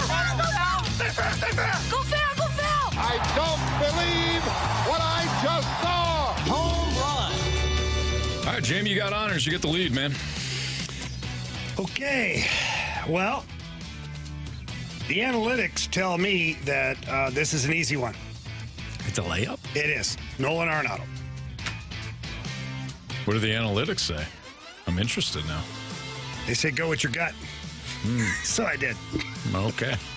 What I did you like expect? that. Oh, his career against Marcus Stroman, he really strokes the ball real good, Anthony. No, of course not. That'd be a loser thing to do. I'm going to take Paul Goldschmidt. He's got 3 home runs off of Marcus Stroman in his lifetime. 27 plate appearances, Jamie. 9 hits, 2 doubles, 3 ding-dong Johnsons. Give me Paul Goldschmidt / Yukon Cornelius. Please. I love it. Marshy? I'm going with the guy that always seems to hit a home run at Wrigley Field every time he plays, and that is Paul DeYoung. He does, too. He really That does. is my guy. Up 8-2, down 8-2. My man's hitting a home run. I can't Absolutely. believe you guys. Wrigley. I can't believe nobody went with Tyler O'Neill. Yeah, well, let's let him warm up. No. Plus, he's an injury threat. Anthony, stop. I don't want to lose half my at-bats, you know what I mean? Gauntlet next on 101 ESPN.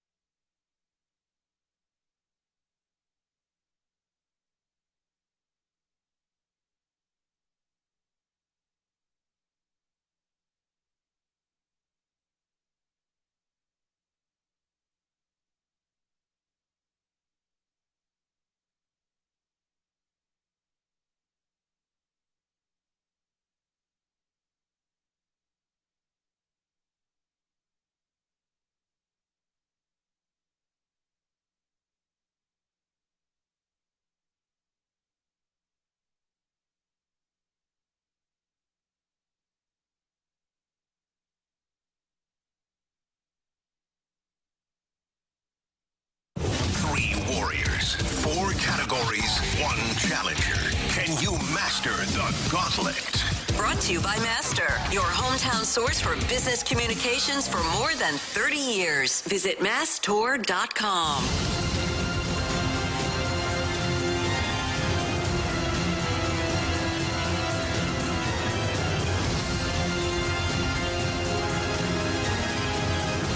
Cody is back for round 2 here in the Fast Lane on 101 ESPN, where it is 4:02. Your time check is brought to you by Clarkson Jewelers, an officially licensed Rolex jeweler. Cody knocked me off yesterday in baseball. Wound up being a pretty good battle. Was it 7-5, I think? Cody had himself a game, high-scoring affair.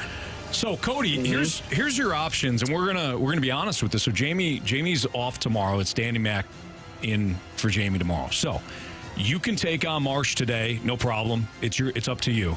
But if you win, you won't face Jamie until Monday. Or you could take on Jamie today, and if you beat him, you got Marsh lined up tomorrow, and you could be a Gauntlet champion heading into the weekend. Who would you like to take on? Oh, man. If you're planning on Marsh, stick with Marsh. I don't want to jack you up here. No, I was thinking Jamie anyway, and like to celebrate this weekend when I win. So. Oh wow, Cody! Cody was confident yesterday, and it looked how it turned out. So He did a good job too. I'm a little worried. Right. So, am I the guy here, Cody? Yeah, I think so. Let's get it, Jamie. There you go. All right, buddy. Good luck, my man. Thanks. You too. Jamie's going to make his way into the cone of silence. Cody is going to tell Marsh to spin that wheel. Go ahead, Cody. All right, Marshy, spin that wheel. Cody, I missed this yesterday. I don't know if Jamie asked you. What are you hoping for, man? Let's go for football today. Oh, wow. Oh, wow. The football? It moved from hockey, and Marsh and I had. Did you have the same idea? Did you have the same thought? No, it was probably less than a centimeter on the football, whatever you call it. Cody, you went, the line. Cody, you went from hockey to football. It is football today. Oh, you barely missed hockey. I thought for sure that puppy was going to stop at hockey, and then it went across the line. All right, so football again for you today here, Cody. Or not again, you had baseball yesterday. But for those who don't know, Cody is going to get the same 4 questions as we're going to give Jamie. Each question is worth 2 points unless Cody or Jamie need the options on a specific question, and therefore those questions are going to be worth 1 point. All right, Cody, are you ready? Yep. Question number 1, XFL question. Which team defeated the DC Defenders in the XFL championship game this past season? So who won the XFL championship this past season? Oh, gosh, what's their name? Houston's team, but what is their name? I'll take the options. Arlington Renegades, San Antonio Brahmas, or Houston Roughnecks? Was it Arlington? It was going to be one of the Texas teams. Arlington, San Antonio, Houston. Those are your options. I'll go stick with my gut. Nope. I'm going to go Arlington. Final answer. All right. I just like the process that he's going through. I can just Stick with my gut. I see it right in myself. Yeah. All right, myself out a little bit. So Arlington, final answer. Yes. Got it. Final answer. Question number 2. Which NFL team plays at First Energy Stadium?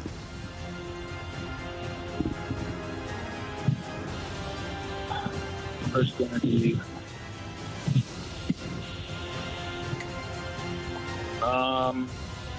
I might have to take the options again here. Options are the Carolina Panthers, the Cleveland Browns, or the Seattle Seahawks. What was the first team again? Panthers? Panthers were the first team I listed off. That'd be the Carolina Panthers. Final answer? Yep. All right, Cody, question 3. 2 teams finished with a league worst 3 wins last season in the NFL, the Bears and the Texans. Which team was the only team to finish with only 4 wins? So the Bears and the Texans had 3 wins. Who finished with 4 wins last season? Just one team. Okay. The Rams were pretty bad. I think they won 5. They're on worse than them. I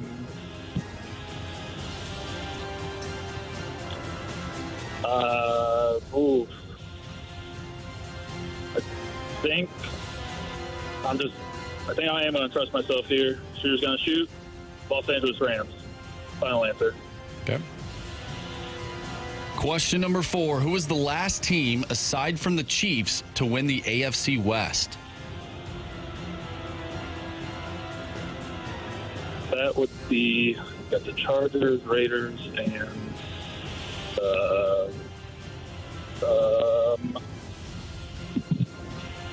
it would be the Broncos. Final answer. All right, let's bring back Jamie Rivers. How you feeling, Cody? A little worse than yesterday, that's for sure. All right. Well, you were on fire yesterday. Let's see how Jamie. Yeah. See how Jamie does. Jamie, you're catching Jamie right before a trip out of town, so we'll see where his mind is. It's been pretty locked in. Yeah, I don't know where it's at, Anthony. You know that. And we're in the second half of the show now, though. Mm-hmm. So we'll see. Jamie. Yeah. Marsh, tell him. Pack a lunch. Oh, boy. Jamie, your category today is football. I love football, Anthony. It went from hockey right across the line to football. Damn it. Question number 1, Jamie. Which team defeated the DC Defenders in the XFL Championship game this past season? San Antonio. Final answer. Question number 2. Which NFL team plays at First Energy Stadium? Which NFL team plays at First Energy? Yep, First Energy Stadium. I feel like I just drove through Indianapolis and saw First Energy. It used to be Lucas Oil, I believe is what it was. I have no idea. This is just a gut feeling. I'm going to go with it. Colts. Final answer. Question number 3, Jamie. 2 teams finished with a league worst 3 wins last season in the NFL. The Bears and the Texans. So they both finished with 3 wins apiece. Who's the only team that finished with 4 wins? I was just talking about it. The Colts. Indianapolis Colts. Final answer. All right. Question number 4. Who was the last team, aside from the Chiefs, to win the AFC West? Sorry, I missed your question. I was still thinking about the other one. Who was the last team, aside from the Chiefs, to win the AFC West? That's a really good question. Who is the only other team besides the Chiefs? Who was the last team? Oh, the last team? Yeah, besides the Chiefs to win the AFC West.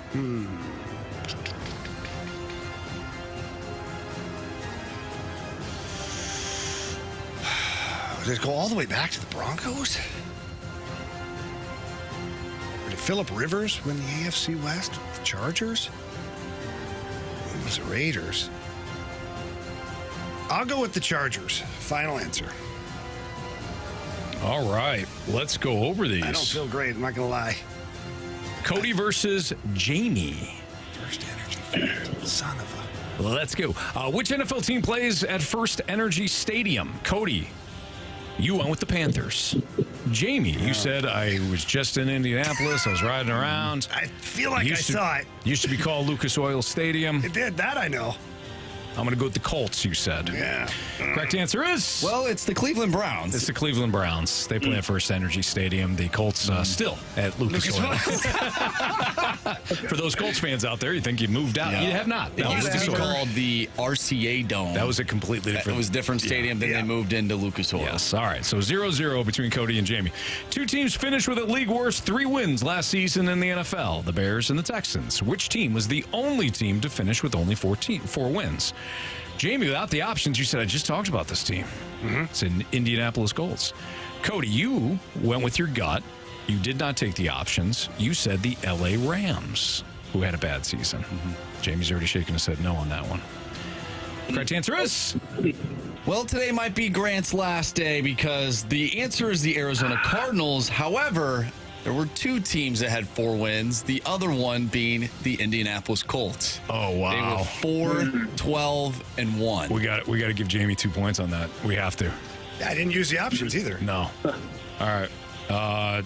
Okay, we have to. 2 points for Jamie on that one. Okay, so Jamie's up 2-0. Sorry, Cody. Fair is fair. Who was the last team, aside from the Chiefs, to win the AFC West? Jamie, you went with your brother. Jamie, you went with Phillip Rivers and the Chargers. Cousin. Cody, you went with the Broncos. Correct answer is? It was the 2015 Denver Broncos. And Cody did not need the option, so we have a 2-2 tie. Damn it. Comes down to this. Which team defeated the DC Defenders in the XFL Championship game this past season? Jamie, without the options, not that it matters who got 2-2 tie, this is the last question, but without the options, you said the San Antonio Brahmas. Cody, you took the options. And as we know, San Antonio was an option. But Cody, you went with the Arlington Renegades. Other option was the Houston Roughnecks.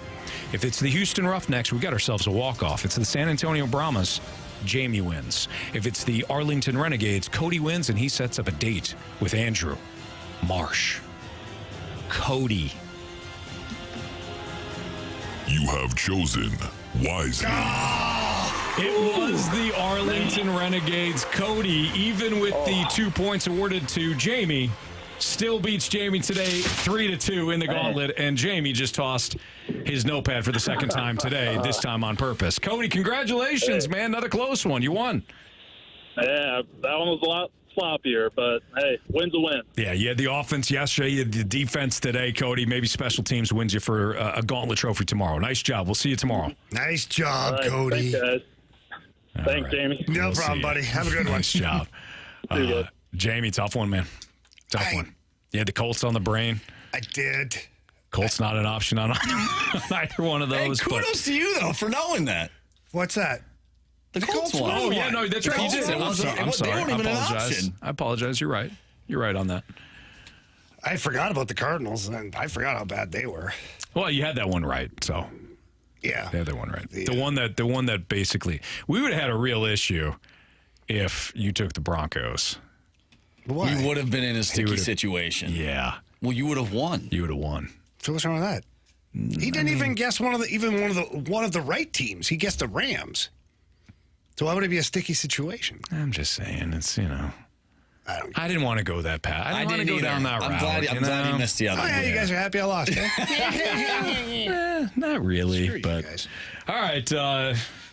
Jamie with some fun stuff there. Why do the unknown players seem to have more success in the organization than the highly touted ones, such as, well, the unknown guys would be like Brendan Donovan, Tommy Edman. Why those guys have success? We'll get to that next on 101 ESPN.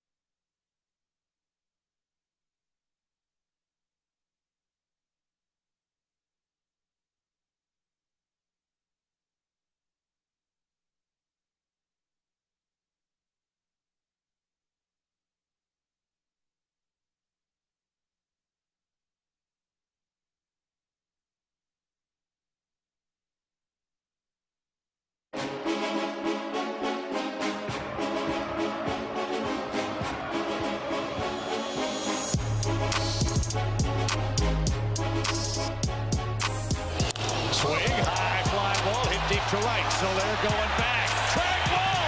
That's going to carry out. Donovan homers to tie the game. Didn't hit it all that far by today's standards, but hit it far enough. A game-tying home run. Chip Carey on the call as Brendan Donovan, one of the many times this season, Jamie, that he touched seats, because Brendan Donovan, a lot of people knew he was going to have a lot more power coming into the year. A lot of people. Even though some people doubted him. Anyway. Original number was 20. It was 15. Just keep moving the goalposts. And he's going to hit it. It'll be 12 by next week. A Cardinals fan on Twitter named Andrew, maybe, threw out, anyone notice how the SCL Cardinals have a tough time turning top prospects into stars, but are great at making unknown guys like Donovan, Tommy Edman, Newt, etc., into very solid players? Do you think there's any truth to that, or you think that's just kind of recency bias? Did the unknown players? I think it's recency bias, quite honestly. Think about it. I mean, who are the guys that do the most damage for you? The top, but I'm thinking the top prospects, like Jordan Walker's been a top prospect. Dylan Carlson's been a top prospect. Michael Walker at one point was a top prospect. Shelby Miller was a top prospect. Like Albert wasn't. Yeah, I guess if we're, yeah. Well, let's just say in the Mo era. So. Yeah, but it's hard to, for me, this is almost uncomparable, though, because Brendan Donovan's, 26 years old, 27? Jordan Walker's 21. Right. Nolan Gorman's 24. Dylan Carlson's 24. What do they look like at 26, 27? Right. So it's not exactly apples to apples. Plus, you have the expectations. You know you're a top prospect, whether you were drafted highly or you're highly touted. Guys like Brendan Donovan, I think, actually get more of an opportunity early on because they're not worried. They're not necessarily worried about ruining you. If you can have a good spring training like Donovan did and play multiple positions and then just kind of manage to stick around, you're going to get those opportunities. You're cheap. That they're not as invested in you from like a prospect potential standpoint. They're therefore not as worried about ruining you. You know, if Brandon Donovan came up and he didn't do anything, he would have just got lost in the shuffle. Jordan Walker comes up and he doesn't do anything for years. That one's going to sting. Dylan Carlson, if he doesn't eventually develop, that one's going to sting. Yeah. I think there's a lot to that. You get opportunities. You would think it'd be the other way around. And to some degree, maybe it is, because at some point you are going to get that opportunity because you are a big time prospect. But if you're somebody like Donovan and they have a need for a utility guy that could play multiple positions, and then you come up and stick like he did, or Tommy Edman, same idea. You have a need for him. You know, Colton Wong's on an expiring contract. Eventually bring him up. Edman can play a little bit. Well, now we can let Wong go in free agency. We got a younger version right here in Tommy Edman, and then he sticks. I think that's to the question here and to the segment idea. I think that's one of the reasons why. Yeah, I guess. You hate it. You're disgusted by it. No, I don't. That's fine. Not necessarily. I just view it as a lot of these top prospects have a lot more pressure. So when they fail, everybody notices. Or, you know what I'm saying? Whereas how many Brendan Donovans have come through the organization and you don't notice them, and then all of a sudden one Brendan Donovan pops up and like, what? Where did this guy come up? These unknown guys are making the lineup from everywhere. Right. Are they? How many Brendan Donovans that have come through here and never even done anything? Right. But you don't bring those guys up because they weren't supposed to do anything. So I don't know. I think it's a mixed bag a little bit. I think you got some unknown players that rise to the top because they're either late bloomers or they figure out their game, or they focus on one area of the game to get really good at, and then they become, a specialized player or a utility guy. Right. They kind of get good at a lot of things, whereas when you're the top prospect, you're expected to produce. If you're a pitcher, you're expected to get out there and shove. If you're Nolan Gorman or Jordan Walker, you're expected to create instant offense. Sure. So, I don't know, like I said, I think the argument easily can be made for both ways on this. I also think for Tommy Edman, he played at Stanford. That's a lot of baseball that he was playing before he got to the Cardinals and got into the minor league level. Somebody like Jordan Walker at 20 years old, skipping high school, yeah, he might have more talent Skipping overall. college. What's that? Skipping college. Skipping college. Did I say high school? Skipping out of high school. Boy, He that'd signed out of the 8th grade. Holy smokes. Talk about a prospect. I wouldn't put it past the team if they could do it. Jordan Walker skipping high school. Yeah. I'm skipping college, excuse me, coming out of high school. Jeez, try again, Anthony. Third time's a charm, kid. There's a lot more development that needs to happen, even though you are a premium prospect. And when you're coming out of college, unless you're a left-hander that throws absolute greased BBs, you're going to be viewed as, he's got more potential. He's only 18 or only 19. So I think that also factors into it as well. Donovan played college baseball for the University of Alabama, or University of South Alabama, excuse me. So there was a little bit more development there too before he got into the minor leagues. As you mentioned, he's 26 years old. So I think about hockey, Jamie. You get somebody that maybe played college hockey, then goes to the minors, then eventually gets called up. They've already played more hockey at that point. They're already a little bit more established in who they are. They've played against older people. Good point. To where, at the high school level or junior hockey level, you age out at 20. Mm-hmm. And in college hockey, the age is bumping back further and further now because a lot of kids are coming out of whatever local team they play for, going to play junior hockey for 1 or 2 years, getting to that 18, 19, sometimes 20 years old before they go in as a freshman to play 4 years of college hockey. And there's guys there's 25, 26-year-olds all throughout lineups in college hockey. Well, those guys are men. Mm-hmm. So there's a difference there a little bit. Yeah. And I would argue that there are a lot of players, the bulk of players now that are a little older coming into pro hockey anyways, are more ready for the task. Sure. Whereas junior hockey, you might have the higher profile stars, but it's like very few of them, and then the rest still need a ton of development. That's Jamie Rivers. I'm Anthony Stalter. It's the Fast Line on 101 ESPN. Is the Cards' ownership at fault for the Cardinals' current model? I think it is. I'll tell you why next on 101 ESPN.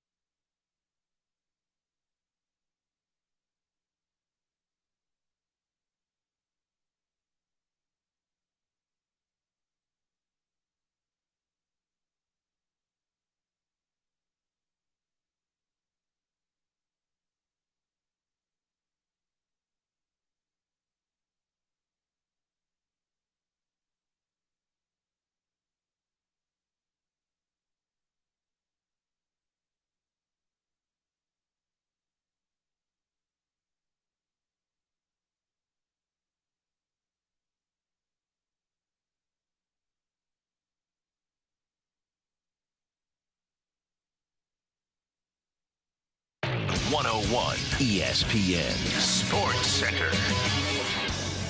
I'm Andrew Marsh. It's time for a Sports Center update driven by Johnny Londoff Chevrolet and Johnny Londoff Autoplex. The Cards get the sweep over the Marlins yesterday, a 6-4 victory. They'll take on the Cubs for 4 games in Chicago. Steven Matz on the mound tonight going up against Marcus Stroman. Tyler O'Neill has been activated from the 60-day IL. He is in the lineup tonight, batting 7th. First pitch for tonight's game is at 7:05.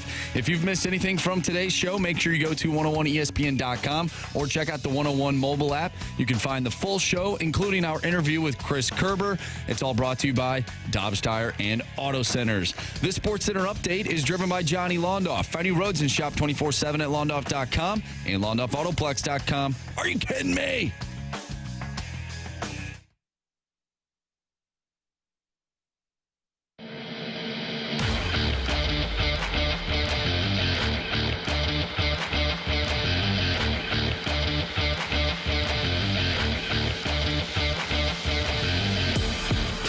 If you got questions for us, we got our Sports Six-Pack coming up in about 15 minutes or so. You can text in 314-399-9646 or via our YouTube channel at 101 ESPN STL.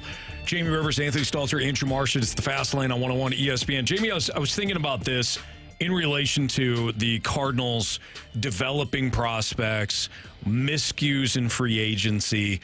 I think there's been more miscues in free agency than the trades that we just tend to harp on the trades that go south and not, talk about the ones that have worked out because they're quote unquote obvious. They should have worked out. Arenado and Goldschmidt being the main ones. But Jamie, I wonder if the Cardinals are in some ways a victim not only of the NL Central, because you don't really have to challenge yourself victim too or much. Benefactor? You're a benefactor of it, but both probably.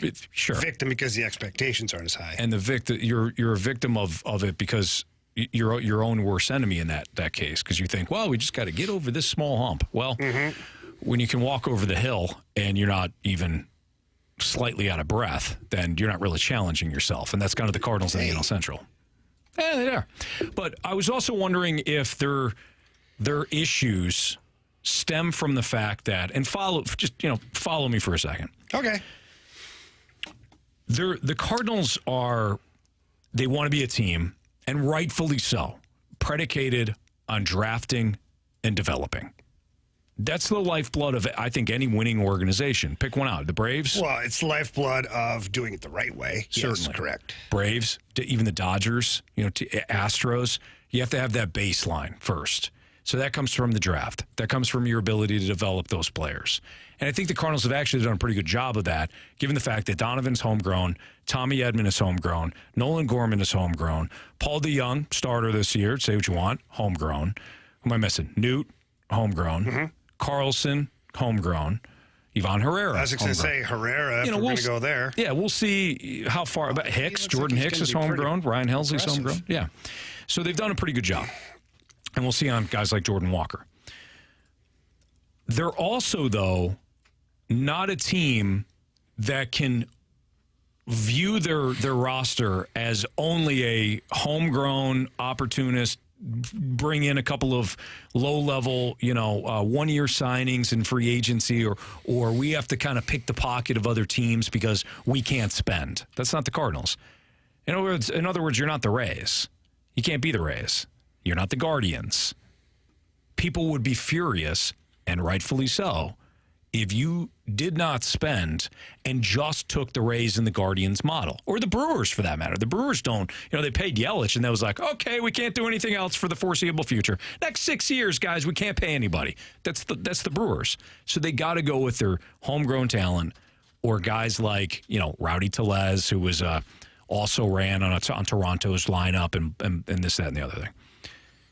You're never going to spend like the Braves, the Dodgers, the Yankees, the Red Sox. Those are bigger market teams. You're not going to spend that way. The Mets now. So where does that leave the Cardinals? Kind of right there in that 11 range, 10 range. As far as payroll? Yeah. And now they're down 18th. But I'm just saying, as a market, you're a market that is big enough for you to spend, but not spend wildly. You could. As we've talked about, Jamie, you could, but to your point that you always make, the ownership group is also trying to make money, or it's a professional baseball team. They're allowed to have a successful business. Yes. You're not going to spend consistently like the Dodgers. So where does that leave you? It leaves you shopping for slightly above average free agents and actually paying them a decent amount, which does what? Blocks you in certain cases from actually seeing what you have in Adolis Garcia and actually seeing what you have in Randy Arozarena. I think to some degree, the Cardinals model is the problem. You're a tweener. So a couple things. One, I don't disagree. I think that has a lot of validity to it. But part two of this is the fan base here in St. Louis has to realize that this is not a big market. 3 million paid attendance and all that's fantastic. No one will ever question the support that the Cardinals get here in St. Louis. Yeah. The problem is they don't generate the revenue that the Yankees, the Dodgers, like the big boys they're not generating that revenue. So if that's the case, like it's hard to go and spend the same amount of money as those teams, even though the DeWitts are making hand over fist. Mm-hmm. If they start to spend like those other teams, then the business is going to flip upside down to where now you're scrambling to keep the product afloat. Mm-hmm. Like look at the Padres right now. That's not a big market. And they have completely overspent and completely underachieved. So big money doesn't equal big success necessarily. It has to be the right guys set up there with the right free agents, the right trades, the draft, all of that stuff. Right. When you're a market like the Padres, when you're a market like the Mets, like right now, the Mets don't care. If Steve Cohen had to just blow it up at the deadline and start over, he can, and he probably will. The Yankees don't care, a little bit more now than they used to. Yeah, for sure. But still, they still have the capabilities of going, you know what? Everybody except for 2 players is gone next year. We'll just start over. Right. The Cardinals can't do that. Right. They have to be a little more savvy, and the budget that they're given, whether you like the budget or not, could the budget be higher? Probably. Is it? No, but it is what it is, right? Yeah. And talking to Jackson earlier today, and with Martian, like pound for pound, the Cardinals are first or second in spending money, probably second, based on their market. The Padres first, but that's dumb money. Right. And they just started that the last 3 years. Yeah, but so pound for pound in the Cardinals weight class, right, they're at the top. Now, that being said, what they can do and what they need to do is every 2 or 3 years, maybe 3 years, that's when you hit the housefly with a sledgehammer. It can't be every offseason. So if you think John Mozeliak is going to go out there from now until the end of his contract and just go wild with spending money because of this bad season. Spending whose money? Well, the DeWitt's money. There you go.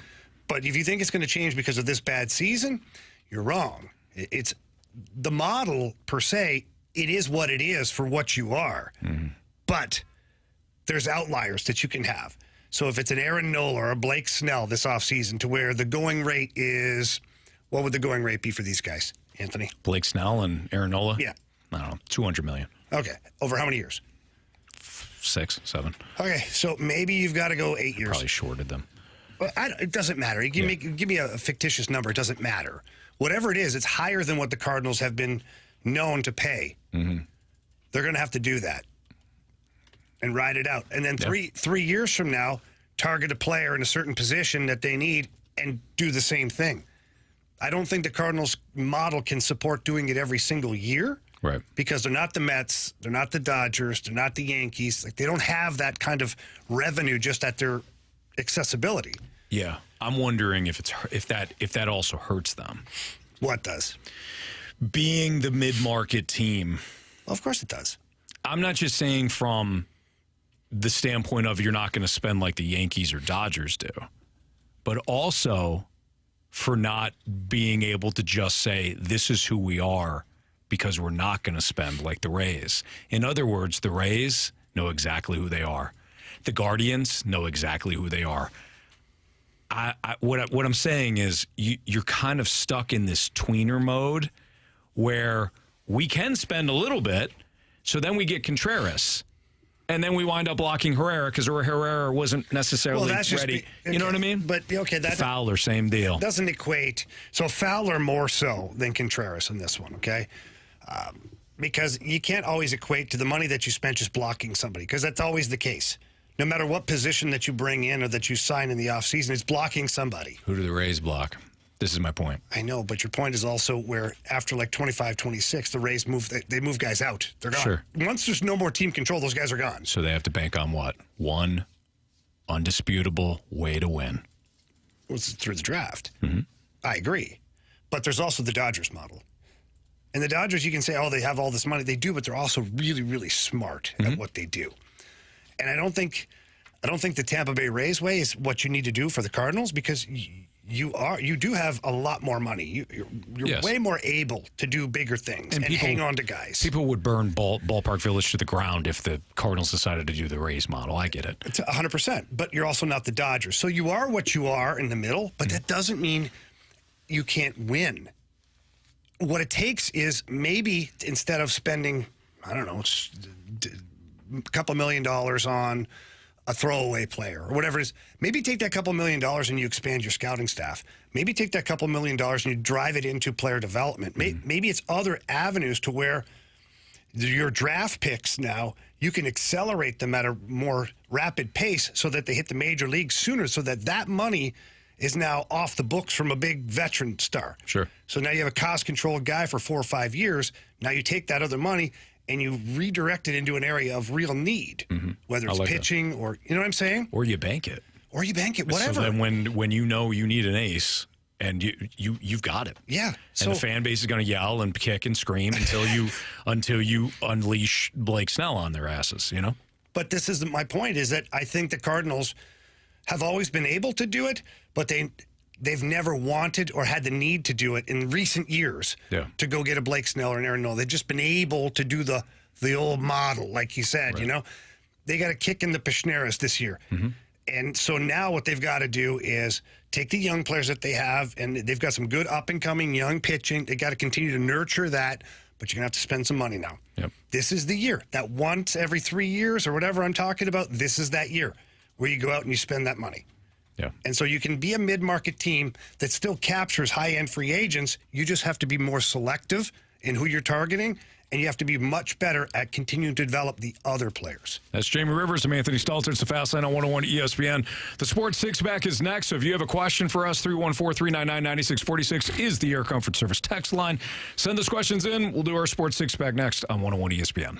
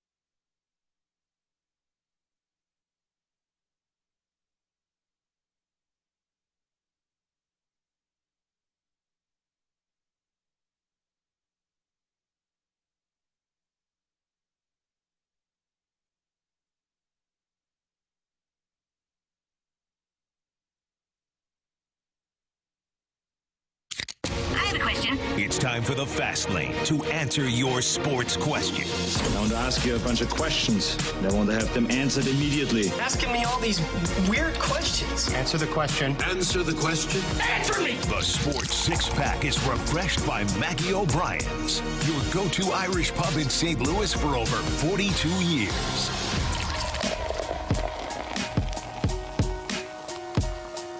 Time for the Sports Six-Pack here in the Fast Lane on 101 ESPN with Jamie Rivers. I'm Anthony Stalter, and here's Andrew March with your questions. Question number 1. All right, guys, from the 314, how would the Cardinals improve their rotation for 2024 if they were buyers at the deadline, being if they were in first place, second place, in the mix with the playoffs? Say that again, sorry. So basically, how would they improve the rotation for next year? We're all in agreement this team needs to improve the rotation for next season. Oh, yeah. No shocker there. Right. How would they ultimately do that, though, if they were buyers? Let's say they're in first place right now. How do you get better for next year if you're buying at the deadline? You wouldn't. You'd be screwed. Okay, so all of For this, next what's year? happening right now, would happen next year if this team was in first place? I think that they. Oh, yeah. You'd just be kicking the can down the road. Exactly. You just keep prolonging things. 100%. Yeah, because you still don't have anybody in solidified position. No, this is a blessing in disguise to some degree, and I know it doesn't feel that way, but no, you'd be screwed. You'd be bringing back this. It'd still be Michaelis and Matz. And then whoever they brought, they'd be like, hey, Rich Hill pitched well for us for 10 games. Let's give him 4 years. I'm exaggerating to make my point, but you get it. You sure are. You guys get it. Uh-huh. But no, you'd be, it's a good question. Mm-hmm. You'd be screwed. Nice. Yeah. Question number 2. From the 217. I love these would you rather questions. Always interesting. Would you rather be stung to death by bees or slowly run over by an 18-wheeler? Stung to death by bees. What's the difference? Yeah, They're both going to be painful, elongated death. I think the unless you're 18-wheeler, allergic though, to bees. If you're allergic to bees, then one give shot. me the bees. Yeah. I don't know. Those bees hurt. That's going to start to it's going to feel like you're burning to death almost. Yeah. The ground hornets got me. Now, the 18-wheeler, is it starting at my feet or at my skull? Oh, man. I mean, you're hoping skull. Probably. Yeah. I think you're hoping the top, but I see where you're going with this. You're hoping top, but ultimately, I think it's starting at the bottom. Well, I mean, some people like it that way. Yeah. Yeah, I don't know. I think I'd rather just get run over by the 18-wheeler. Oh, it's slow, right? It's slow. It's a slow. I mean, either way, like you said, it doesn't really matter. It's a slow death. I feel like. So here's what I think. Okay, tell us. I'm gonna get run over by the 18-wheeler. Here's why. Okay. Soon as that thing starts to crush the bones in your legs, you're passing out from the pain. You're done. You're out. And with the bees, you're going to feel that for like a while. I feel like the bees are going to last longer. It's going to take them longer to dismantle you. Whereas the 18-wheeler, once it gets up to even my core, I'm done. Yeah. Everything's exploded internally. That's true. Yeah, good call. Yeah. Jamie broke that down in a scientific way. I'm with Jamie on this. He nailed it. The bees would hurt. I don't like getting stung by one bee. Yeah, one exactly. bee sting sucks. Yeah, I'm with you, but Jamie's right. If we're going to go out, we're going to have to go out that way. You have to crush us. Crush all our bones first, then our internal organs will be done. We get a text from 661. Nah, man, party always starts up top. Oh, then perfect. If they're starting up top, I'm in.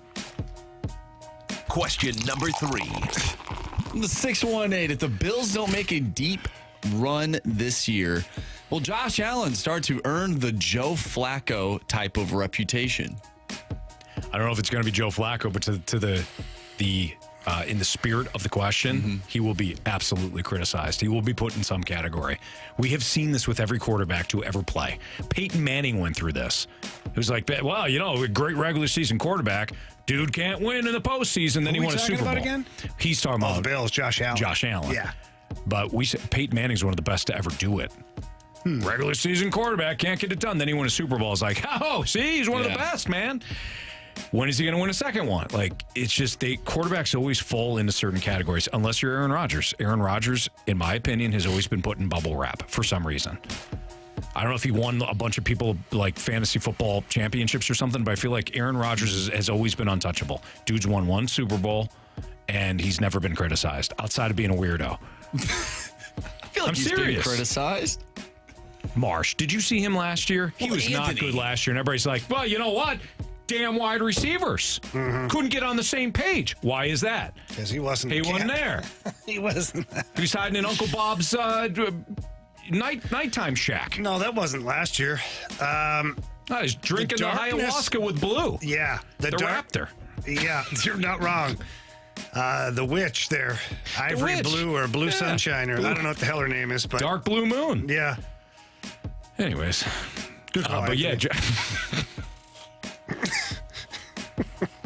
But Josh Allen will absolutely be criticized. He'll be put in a certain category. Of course he will. An Dark Blue Moon. An unmentionable We don't know. category. It's Blue something. Oh, it's Blue of Earth. There you go. Yeah. Blue Moon of Earth. Well, That's right. I mean, Earth is kind of a moon, isn't it? Yeah, good beer. It's a planet. Is it? right. No, it's a star. What? The sun. moon? The sun is a star. Yeah, the Oh, moon. yeah. Moon. Is What's the moon's The a moon's planet. a moon. It's a planet. Is it a planet? I have no idea. I don't think guys. so. Why are you Yeah. listening to moon's a moon. Why are you listening? I just told you why you listen to It's me. a satellite. Some astronomer or some teacher is just seething right now. The phone is like this. The moon is actually okay. What is the moon? I don't know. It's satellite. Marsh. It's No, a satellite. Marshy.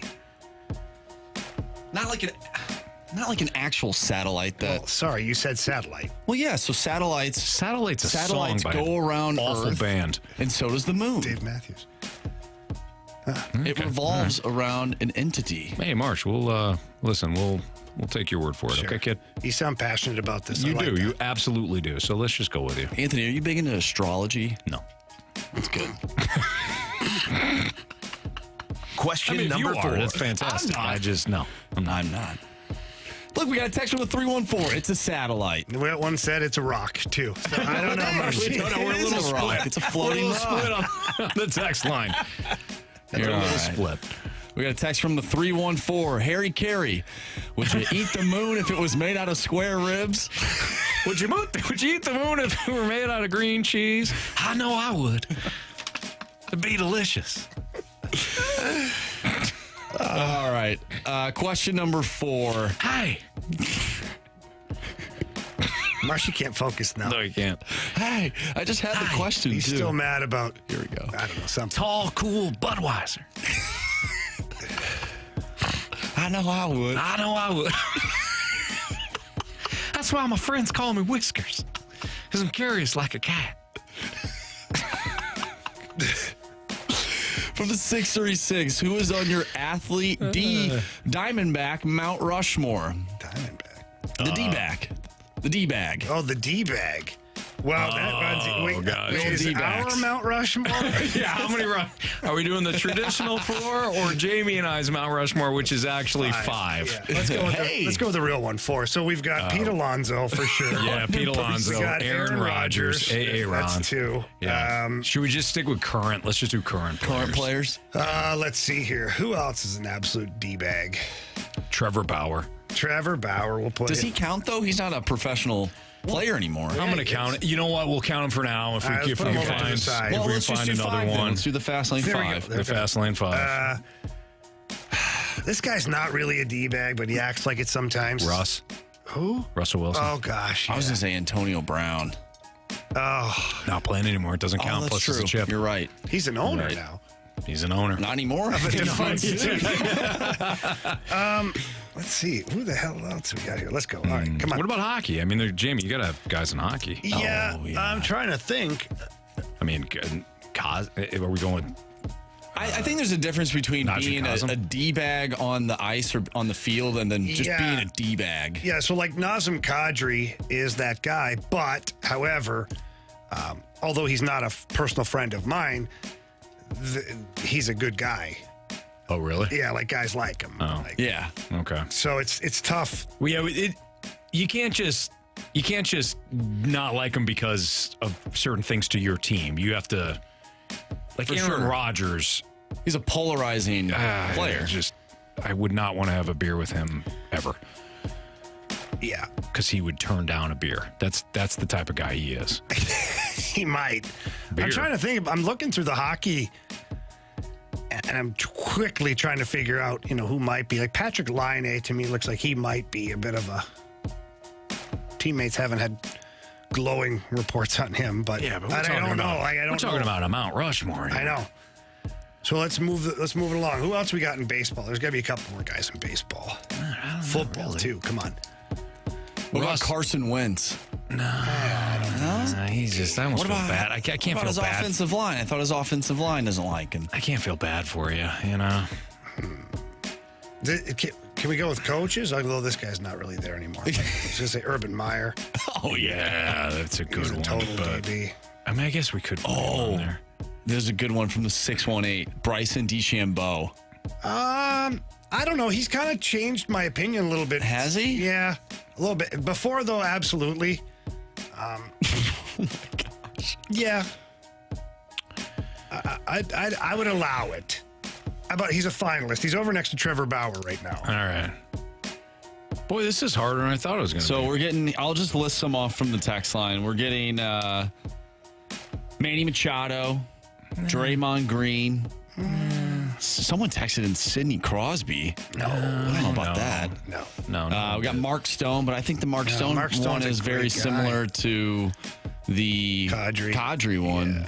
We got LeBron James, but I told you guys before, like he says some things that are just stupid, but overall he's not. Here's a good one from 314, Dylan Brooks from the NBA. I thought about him, but I don't know if I'm quite there yet. Like you've got to.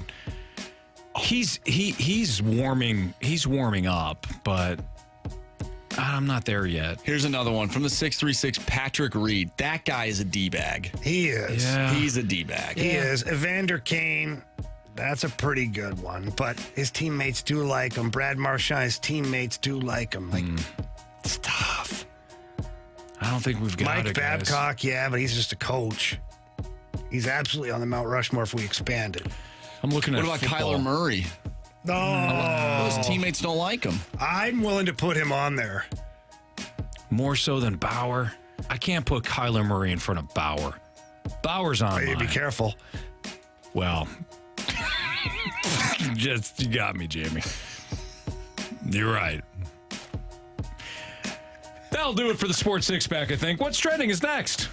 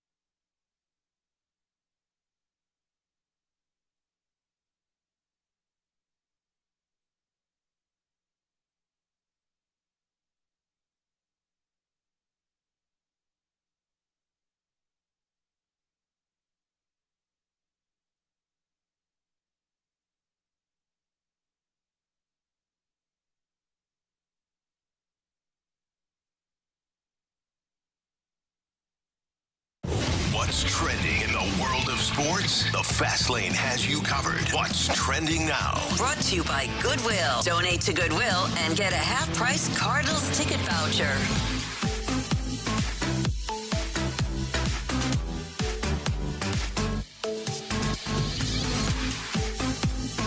Welcome back to the Fast Lane here on 101 ESPN.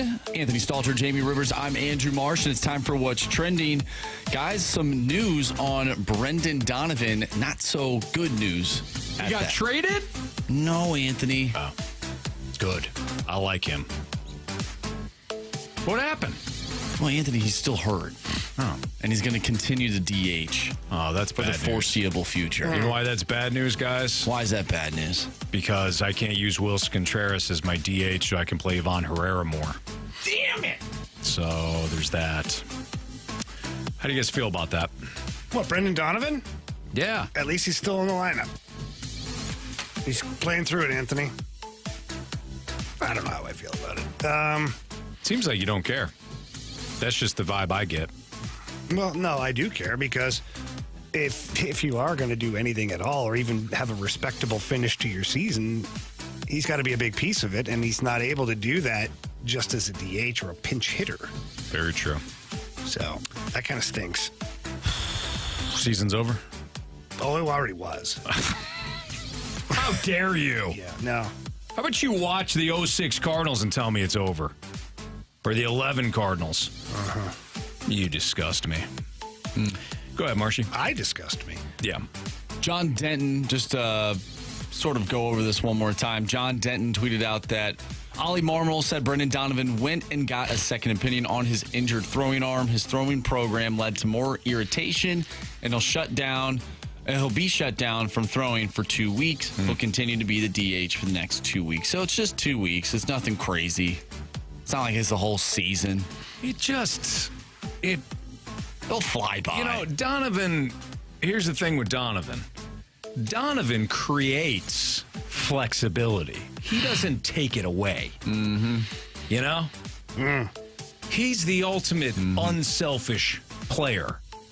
And yet now, because of this injury, he has turned into the guy that halts flexibility and that unselfish nature. Why do you hate Donovan? I love that guy. I just hate what's going on. I hate what's going on. It literally sounded like you called him selfish. His injury has created a selfish situation, yeah. Wow. Reminds me of that quote. Well said, Jamie. How things change. That quote from Andrew Brandt, you either die a hero or you live long enough to see yourself become the villain. Exactly. And Andrew Brandt knew what he was talking about, and we didn't know that he was talking about Brendan Donovan, but now we do. Go ahead, Marshy. Yeah, well, speaking of somebody that was injured, he's not injured anymore. Who's Tyler O'Neill's back. T.O. How about it? He's batting 7th in the lineup tonight. Guys, what are your expectations for Tyler O'Neill? Can I be serious for a moment here? For the next 11 days. When you're talking about Tyler O'Neill, you guys remember that MVP season he had? I do. I didn't actually win the MVP, but boy, he should have. He got screwed that year. Probably. You're talking about a guy with power, speed, awareness. If he was the MLB The Show, he'd be a 99 player. I'm not even sure if I've ever seen his card. That's because he's kind of like Mike Vick back in the day when he played Madden. He couldn't play with the Falcons because of Vick. He was too good. Yeah. That's what Tyler O'Neill is when it comes to the MLB The Show. You can't use him because he's too good. So you're talking about Tyler O'Neill, you're talking about a 5-tool player. Okay? You really kind of are. Just 5-tool player. 5-tool player. Yep. Dodgers. Yeah, listen. Yankees. Orioles. Astros. Marlins. Braves. Could be you. Mariners. Twins. Red Sox. You're just going to name the whole league, Anthony? Is that what we're doing here? Blue Jays. Rays. You're going to want this guy. Yeah. We can't. I don't want to lose him, but I just think that we've held him down. Ollie specifically, you know? So. Wow. Yeah. I don't even know. I think a top pitching prospect gets the deal done. I understand you're trying to talk to every other team in the league right now, Anthony. I don't think they believe you. Well, not now. Thanks. No, realistic expectations. In 2 weeks, 6 home runs.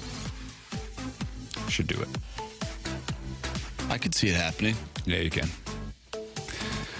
Oh, boy.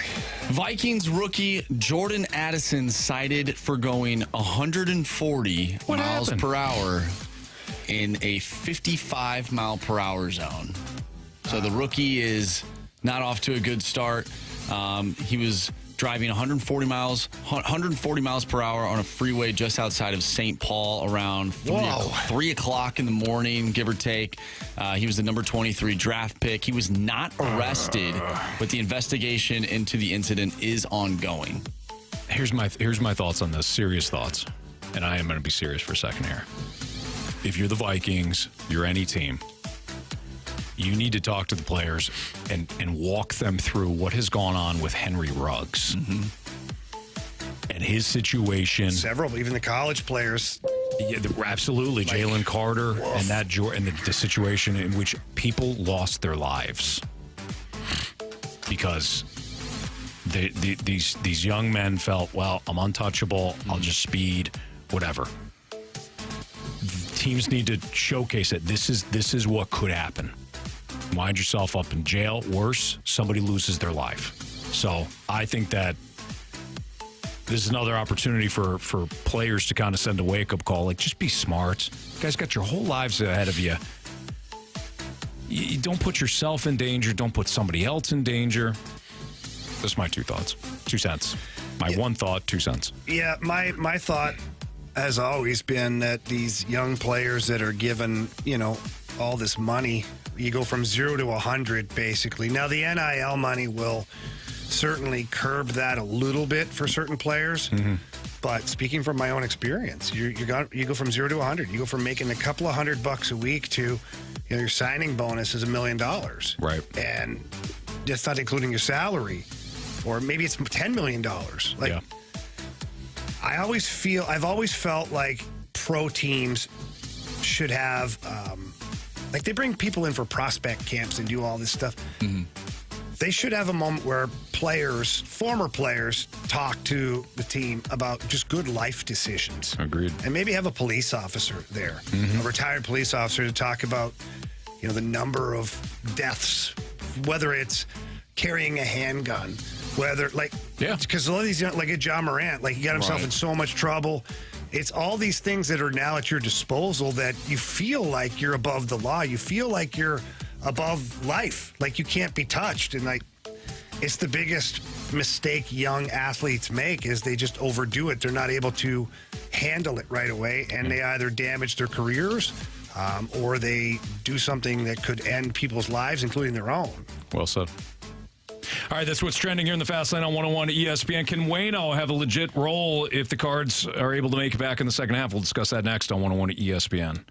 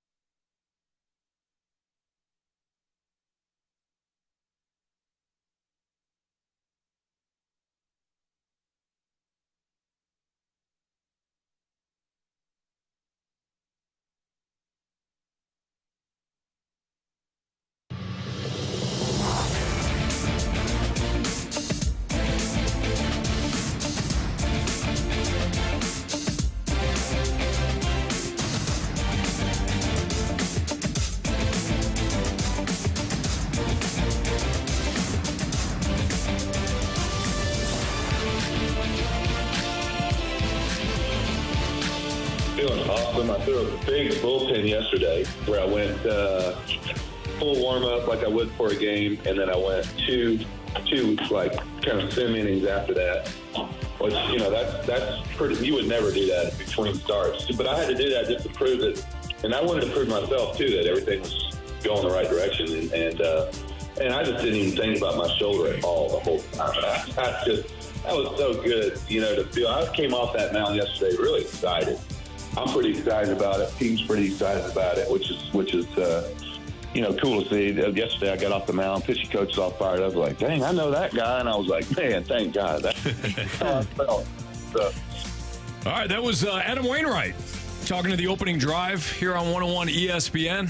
Waino says he feels good. You got guys telling him down to Busch Stadium, boy, you look good. You look like the old Waino. What do you think, Jamie? You fired up? Fired up for Waino coming back? Of course. Getting a couple of dubs. Why not? 200 wins and helping this team make the playoffs. Well, I don't know about what the last part you said, but I'm sure he wants to help the team make the playoffs. Mm-hmm. And who doesn't want a healthy Adam Wainwright? Who doesn't want to watch Waino shove out there? I'm with you on that. I'm Absolutely. Here for it. Yeah. Especially if you are going to have a team that may not make the playoffs. What? You might as well have something to cheer for. Did you not hear what I said about the playoffs and all that? I know, Anthony. I'm trying to be realistic, though. Go ahead, Anthony. You know what? Give me your take. It's way better. Well, here's what I'm thinking. Adam Wainwright comes back, and he is vintage Adam Wainwright. I'll tell you what, when we doubt this guy, that is when he's at his best. I remember a time, Jamie, when he went out to San Diego, they call it, and he didn't pitch well, and he came off the...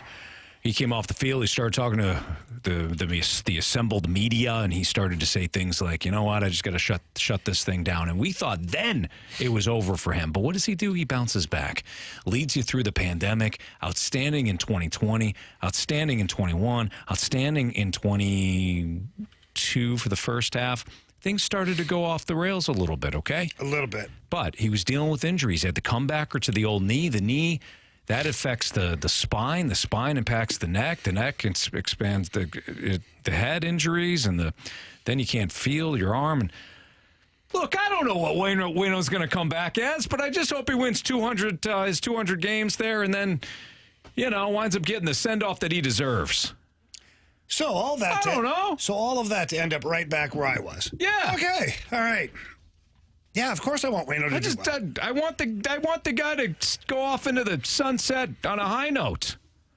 Yeah, I agree. He deserves it, Jamie. Okay, Anthony, keep going. You got this, man. I mean, what do you want me to say?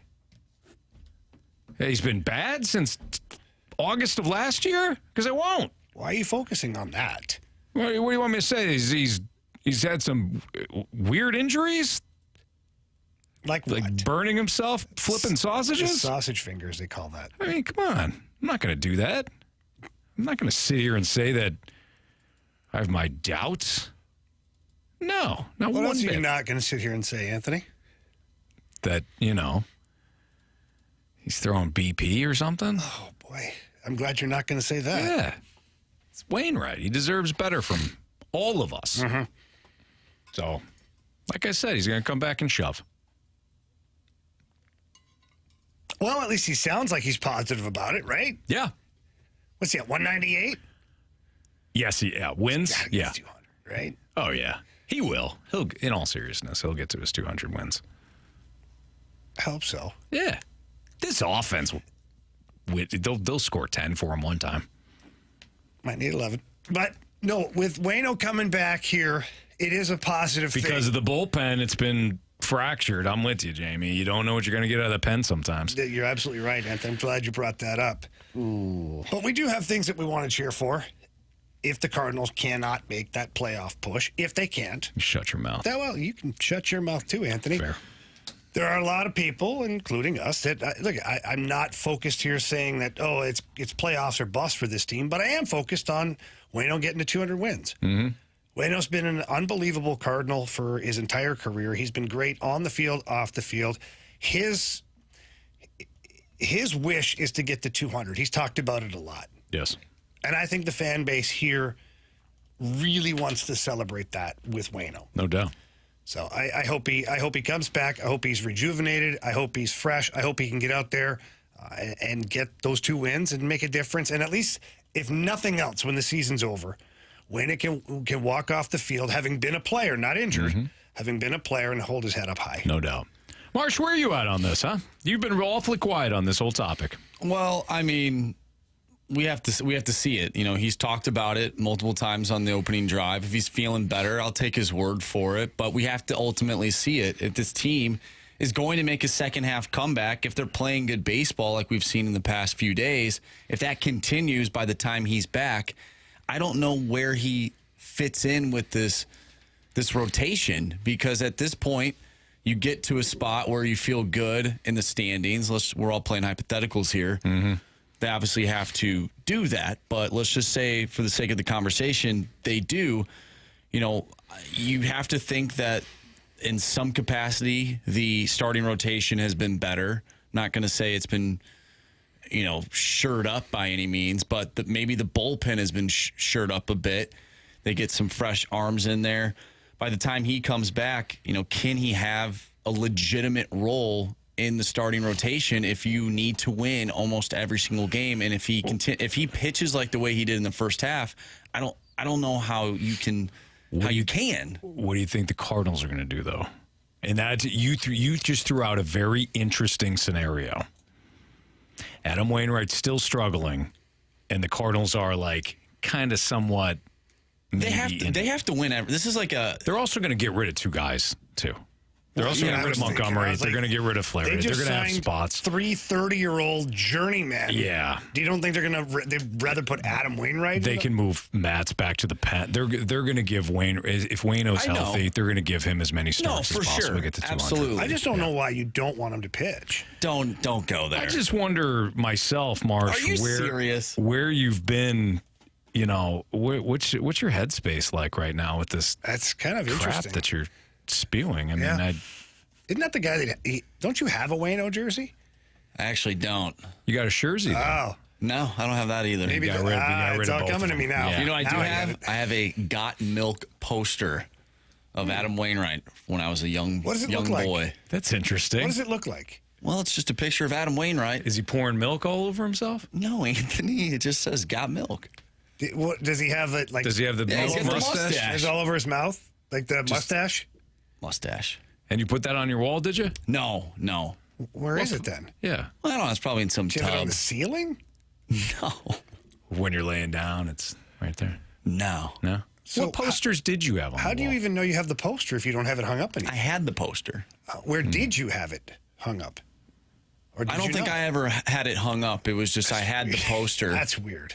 But it's like it's Adam Wain's like 6 foot whatever. That's how big the poster is. Wow. So wouldn't you use it as a growing chart then? Put on your wall? That's not a bad idea. You know? Marsh, you're about 6. I guess. What are you, 6'2"? About 6'3". 6'3"? Yeah, you're a tall guy. Yeah, but when the Got Milk came out, he wasn't. No, that's why he drank the milk. You could have had your little Waino marks all the way up there. I could have. Yeah. Marshy growing up. So, Marsh, what in front of our eyes. What posters did you have when you were growing up? Yeah. If you didn't put I want to know who Waino got bumped How for. did Got Milk not get wall space? Yeah. How did Got Milk not get got on your wall? You know what? I had a few different posters. I had a poster of a fighter jet for some reason. Okay. All right. I had a few hockey posters of just different random players. Like Felix Potvin was one of them. Marcus Naslin, Chris Pronger. I had one poster. It was Chris Pronger and Al McInnes on the same poster. Jamie wasn't on that poster. If you squint, though, I'm probably somewhere in the background. Yeah. He's in there somewhere. I'm on the bench. All right. Was that it, Marsh? Was that your... Honestly, Anthony, I can't really remember. Okay. Those are the only ones that come to mind. On your walls? I'm curious who the young Anthony Stalter had. So this is not going to surprise you. I had Will Clark. I had Will Clark. I had Dion. Okay. And was that it? I had all the pennant. I had all the NFL pennants. Remember the pennants? The long pennants? Yeah. I had all the NFL teams. That's cool. And then I had, Will Clark, Dion. That might have been it. Huh. I don't think I had any basketball. players. How about you? Oddly enough, I had an Eric Dickerson poster. Did you? Up on the wall. Nice. Yeah. And then I had I'm trying to think here. I had Tim Kerr. He was a Philadelphia Flyer. Okay. I was a big Flyers fan way back in the day when I was young. Then I had a Samantha Fox poster. Okay. You know what, guys? It was more of a calendar. I did have the Brilliant. Nice. She had a brilliant the mind. Sports Illustrated calendar myself. Nice. I had The bobsled team one? No. Jamie's like, which one do you have, kid? More the summer variety. Jamie's like, let me compare. My brother, though, my brother had an Urge poster growing up. Now, this poster didn't include the band on it. It included some other individuals, but I used to venture down there and look at that one. As you should. Interesting. Yes. Yeah. Musicians are interesting. Absolutely. All right. Biggest question of the day and beat the streak next on 101 ESPN.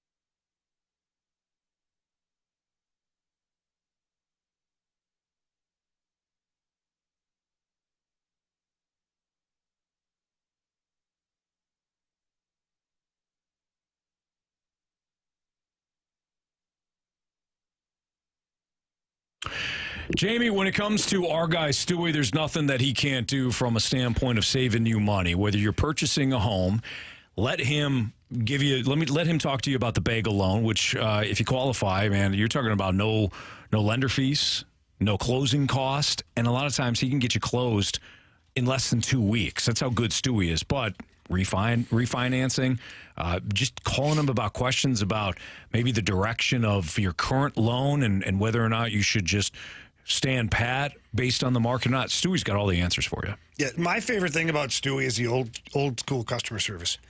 That, again, you give him a call, you shoot him a text, he gets back to you. And odds are he's got the answers, but if he doesn't, he'll go get the answers for you. And then he gets you to the closing table. If it's a house that you're buying, he makes sure that you get to the closing table. A lot of lenders fall short at the very end. Not Stewie. He's our guy. He needs to be your guy.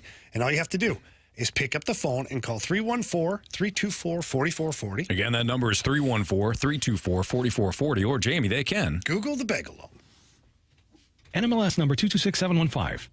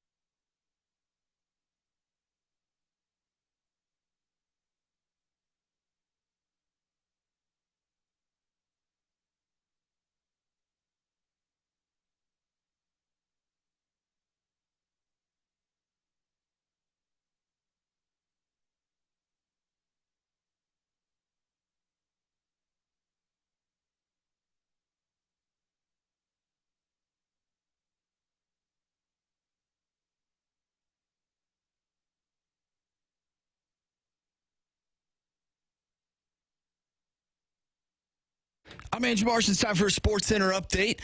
Brought to you by Saliga Heating and Cooling. The Cards defeated the Marlins yesterday by a final score of 6-4. They get the sweep, and now they'll take on the Chicago Cubs at Wrigley for 4 games. Steven Matz on the mound tonight going up against Marcus Stroman. Tyler O'Neill was activated today from the 60-day IL, and he will be in the lineup batting 7th. We talk Cardinals baseball all day long. Even had an interview with Chris Kerber. If you missed anything from today's show, make sure you go to 101ESPN.com or check out the podcast page on 101 on the 101 mobile app. This Sports Center update is brought to you by Saliga Heating and Cooling, an independent American Standard heating and air conditioning dealer. They clinched first place in their division years ago. The Fast Lane on 101 ESPN. It's time for the Fast Lane's biggest question of the day.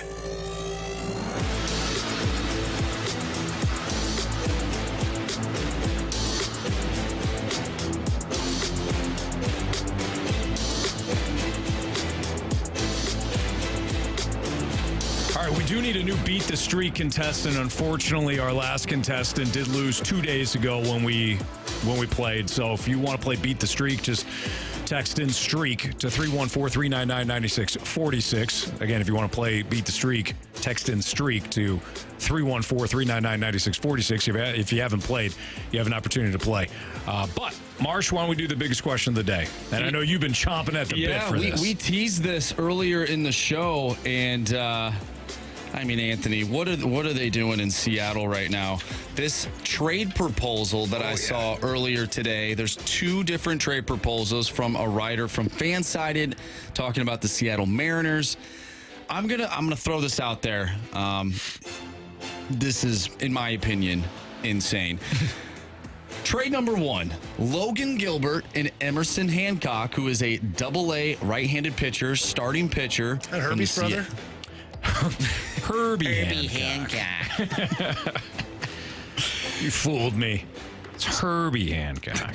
So Logan Gilbert, Emerson Hancock from the Seattle Mariners for Jordan Walker and Nolan Gorman. Okay, say that again.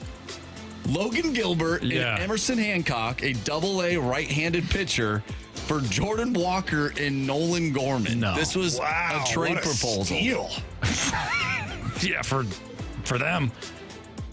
Yeah. I mean, I'm doing that trade. Never. From the Cardinals. Why would first of all, why would the Mariners do it? Like, the Mariners would be giving up significant pitching. Yes, they would be getting the 2 big boppers in the deal. Yeah. Don't get me wrong, but the Mariners want to contend, and in doing so, they're not going to just give up major league ready pitching right now. My question would be, if you know, Jamie, that you could get, and Marsh, you could play along too. If you knew you could get 2 pitchers, cost-controlled big leaguers, that are not going to be, it's not Spencer Strider, but you can get 2 guys that are right now 3s that could be top-end guys in your rotation, 2 cost-controlled youngsters. Would you give up Walker in a deal? Would I give up Walker? Yeah. What level of pitcher are these guys? They'll join your rotation this year, and they'll be in your rotation next year. Yeah, but like what? Are they 4 or 5s? Or are they? The 4s now. They could be 1 or 2s in 2 years. Nah, I'm not doing that. I would. I'm not doing that. For old Singles McGee? Come on. For Singles 2 McGee, pitchers at 21 years old, who's had himself a pretty solid rookie campaign, here's what I would tell you is, if I could get a number 1 pitcher, because that's what Jordan Walker is. He's right at the top of the prospect pool. You look at anywhere in Major League Baseball, the rankings, that alone will have other teams giving up a real good pitcher. So if I could get a number 1, number 2 that can still elevate because he's still young, I would consider it.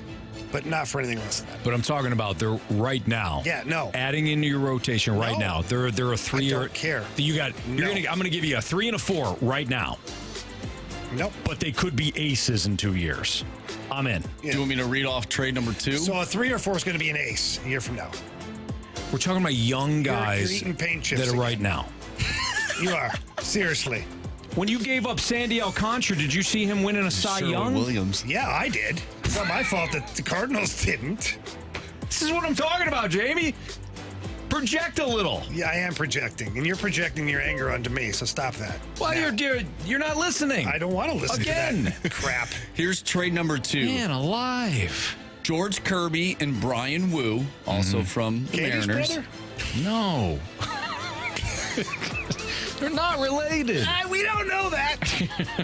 So George Kirby and Brian Wu. She's probably listening right now, like She can shaking her confirm head. it. No, she tell us. Go ahead. Katie Wu and who? George Kirby and Brian Wu for Jordan Walker, Ryan Helsley, Nolan Gorman, and Paul DeYoung. I can't give up Walker and Gorman. No. Did you say Gorman? I can't give up And Walker Ryan and Helsley Gorman in and the Paul same. DeYoung. In the Helsley and DeYoung aren't. I'm not worried about that. I can't give up Walker and Gorman No. in the same deal. I would give up one of them. But I would too. Yeah. Who would you give up? I would give up Walker. Didn't we just go I over just this? said that to totally piss you off. Didn't we just go over I this? just said it to totally piss you off. Kirby and Wu would be exactly what I'm talking about. Yeah. To get 2 of them, though, Anthony. That's what I was saying. You get 2. Screwing with you donkey. Man, you haven't been punched in a while. I should have held character and just watched your head spin off completely. It would have. I was close. I knew as I I set you smacked my hand, which is good because at least it's not my head this It was time. going to really piss you off. I've been setting you up for that the whole segment. The entire segment, because I knew the trades that were coming. And here comes the chair throw. Unbelievable. Unbelievable appreciate you it. are. I honestly, I do. That was good. I'll give it to you. Thank you. You sold it.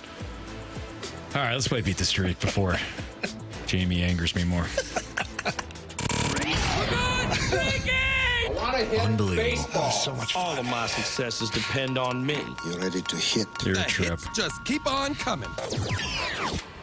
And his first big league hit is a bullet up the middle. All right, Marsh, you had to scramble a little bit to get us a new contestant for Beat the Streak, but that's exactly what you did. You came through for us. So who do we got? We have Brennan today. Brennan is our Beat the Streak contestant. Unfortunately, Brian had Lars Nootbaar a few days ago. Oh, his son told him to take the nude. Oh, remember that? Is he out of the will Grounded now? for sure. Grounded. Ooh, that is tough. Sorry, man. So we have Brennan. Brennan, what's up, Brennan? What's going on, boys? How we doing today? Doing great. How about yourself? Doing well. Headed down to the Ozarks for a little relaxing weekend. Good for you. Yeah, Good for baby. you. All I right. like that. So, you know how Beat the Streak works, right? Correct. I'm going to pick a player and hopefully he smokes your guys' picks, right? Well, I mean, I don't hate your strategy. Yeah. I mean, it's not exactly the strategy, but I like it. Okay, yeah. You kind of you're trying to improve yourself, but I guess take us down at the same time. Yeah. Sure. All right, so Marsh, why don't you give us those standings real quick, kid? Anthony, you're at 13. Lucky number 13. Jamie's at 10. I'm at 1. And Brennan is at 0, of course. Today is his first day. Who'd you have the other day? I had Jorge Soler, the Soler Flare. Oh, that's right. That's right. Okay. All right, so I'm up first. Half my streak is dedicated to Luis Ariz. Unfortunately, the Cardinals, I don't think, play the Marlins anymore. So that stinks. But I'm going to take Nico Horner tonight. Nico Horner is going to be my pick for Beat the Streak. You know who's on the bump for the Cardinals, right? Yeah, Steven Matz. Yeah, exactly. Right. So, Jamie, which cub are you taking? I'm not doing it, Anthony. Jamie, which cub are you taking? That's that Bellinger guy's not bad. Huh? No, he's pretty good. You're not, though. You're going to take a Cardinal. I am. I know you. I am. I've only gone to the dark side a couple of times. And it never feels good for you, which is just, it's a shame. Yeah, exactly. Well said, by the way.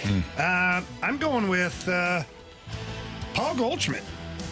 You rung off some serious stats from Paul Goldschmidt against 3 Marcus ding-dong Stroman. Johnsons in 27 plate appearances. Yeah, well, I'm not worried about the home run. He just has to get the ball in play. Well, I want the home run. Yeah, I know you do. So look at this point, we can both be happy. Yeah, he comes up first inning, hits the ding-dong Johnson, and we both win, Jamie. Bam. All right, so Marsh, who's your selection? I'm going to go with Jan Gomes. Every time he's in the lineup for the Cubs, I feel like he's always smoking the Cardinals. You're not wrong, but that's just... Jan Gomes. That's funny, man. Okay. Top row. All right. Not what I was expecting. So, Brennan, who do you have? I'm going to go with Nolan Arenado. Yeah, that's probably a good He's been call. on a heater this week. I was going to go with Goldie because he's due for a ding-dong Johnson, as you said, but I think Arenado's going to stay true and stay hot. There you go. All right, Brennan, we hope to talk to you tomorrow, man. All right, boys, have a great weekend. You too. Let's go Birds. You drive Enjoy safe. the lake, man. No doubt. Absolutely, boys. Bye-bye. All right, see ya. There you go. That's Brennan here. So I have Nico Horner. Jamie took Paul Goldschmidt. Andrew Marsh from the top ropes took Jan Gomes. There he is. And Brennan took Nolan Arenado. So there's Beat the Streak. We'll come back, wrap up the show. Criticisms, compliments next on 101 ESPN.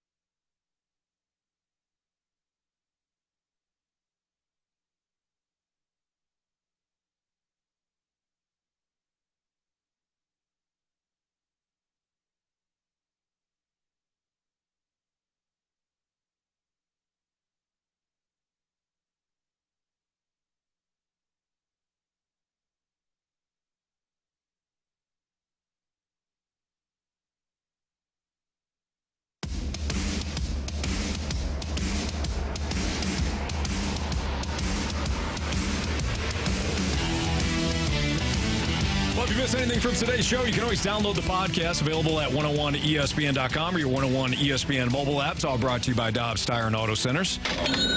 Talked a lot of trade scenarios today. Cardinals, Mariners, Cardinals, Yankees, Cardinals. Who else? I think who else did we trade with? Did we trade with somebody else? Maybe not. But we talked about, we also led off the show talking about whether or not the Cardinals, if they get on a roll here, if anything changes when it comes to the trade deadline. So, hope you enjoy that conversation. The Yankees, how much, like I said before, how much are they a trade partner with the Cardinals? How much does that make sense? And Jamie, I thought you and I had a good conversation, too, about the current model for the Cardinals. Yeah. Drafting, developing, yet this is a team that is expected to spend, but they're not going to be in the same category as some of the bigger spenders. Is that hurting them in some degree? So had a conversation about that, and also talked to Chris Kerber, snuck in a little blues as well. Oh, Contender Pretender. That was fun. So there you go. Hope everybody enjoys the podcast if you missed the show today. Marsh, what do we got for criticisms and compliments? From the 636, in reference to your 203 time check from Clarkson Jewelers. These Fastlane guys are never on time. Well, Jamie, you want to take this one? Why are we never on time? I don't know. What? Why do we start the show at 2:03 instead of 2 o'clock? Probably because the show before us goes too long. There you go.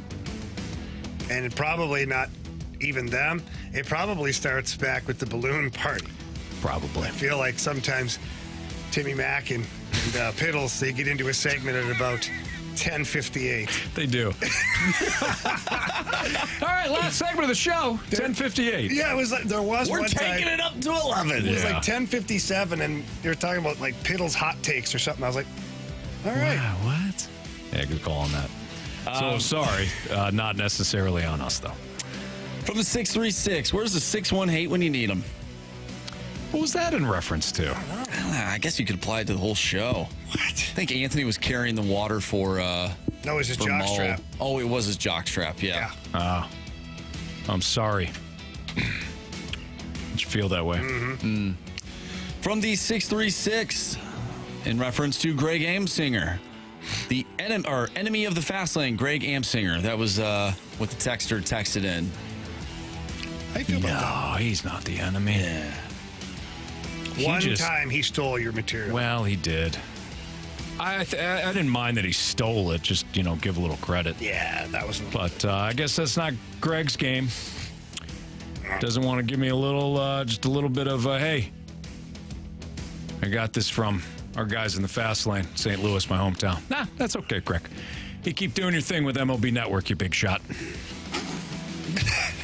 I found this one to be Lindenwood. Pretty funny. What's wrong with Lindenwood? You better not do that, It's outstanding. Anthony. Lindenwood is, it's great.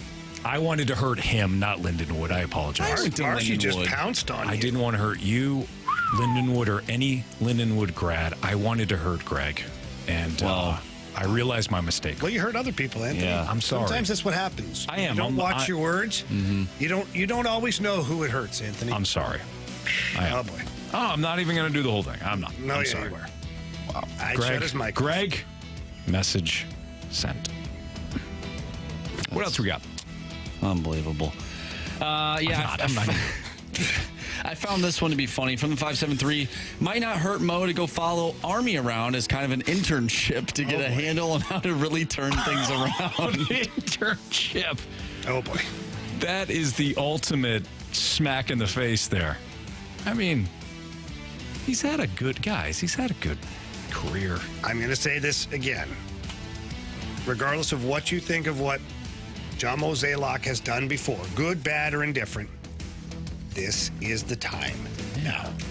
Yes. And he hasn't had the opportunity yet to go through the trade deadline. He hasn't had the opportunity yet to do his Doug Armstrong impersonation. Right. He hasn't. If he screws it up, then, yeah, he should hear about it. Mm-hmm. If he doesn't, though, I would really like Cardinal Nation to give him some credit. Not fake credit, but if he does a good job, you go, you know what? All right, that's more like it. I'm with you on that. Now Jamie's holding the jockstrap. No, I'm not. You guys are passing it around over there. I'm not. I mean, one, that guys. is not true. Two, Anthony wouldn't give it back. I can tell you that much. From 314, Jamie. Is Anthony high? Not only does he not watch the games, he does not listen to the show. Believe it or not, there's some other things going on that I need to also pay attention to. Now, Jamie should be the guy I listen to first and foremost, but there's transitions, there's commercials, there's the clock to watch, there's all kinds of stuff. There's things going on. You know, sometimes I miss when Jamie runs through the entire outfield. Sorry. Yeah, Anthony, you really should pay attention more. Yeah. Says the guy that repeated something I said 2 days ago. Verbatim. And I just kept, I'm like, that's fine. I thought you were screwing with me earlier today. That's why I was like, because you started running through the exact same thing. You're like, hey, let's count it. I literally just counted to 7. I'll listen to the podcast. I'll listen back, see what you mean. Yeah, you'll be fine. We got a text from Iron Worker Local 518. Take it or leave it. These new Sounders are just what the Cards really needed to acquire to win this year. Not a bullpen or quality starting pitching. That's the new Sounders. The new Sounders. Yeah. I'm with them. I think it's a great call. I have a few other new ones that unfortunately haven't been able to be played yet because these players haven't gotten a hit recently. The Newt one is great. The Newt one, I found that one today, actually. That's my new favorite. I really enjoy that one. I want to play the lineup game so bad tomorrow now, just for the Newt sound. Oh, absolutely. And we have Dan in, too, so I'm sure he'll get a kick out of that. That's right, yeah. Dan McLaughlin filling in for our guy, Jamie Rivers. Here we go. Last one here from the 314. Good job, Fastlane. Really kept it family-friendly today. No talk of junk and stuff. We're talking some off-speed pitches and... Yeah, we did. We talked about that. Yeah, and I think that if you're an aspiring baseball player, you want to hear about the junk. Yeah, the stuff, the off-speed pitches and things like that. Sometimes the junk needs the most attention. Yeah, especially in the swing and miss era. Yeah, no doubt. Mm-hmm. Adam Wainwright, he brought the junk. He's brought the junk for a while now. Yeah, like 20 years. Yeah, darn right. He's had a hell of a career. Yeah. I really think he's going to come back and pitch well. You heard what he said. The players are liking it. No doubt. Well, that's Adam Wainwright. Good point. All right, that'll do it for us. Instant replays coming up now from 6 to 7 for Andrew Marsh and Jamie Rivers. Jamie, have a good weekend. I'm Anthony Stalter. We'll be back tomorrow with Dan McLaughlin. See ya.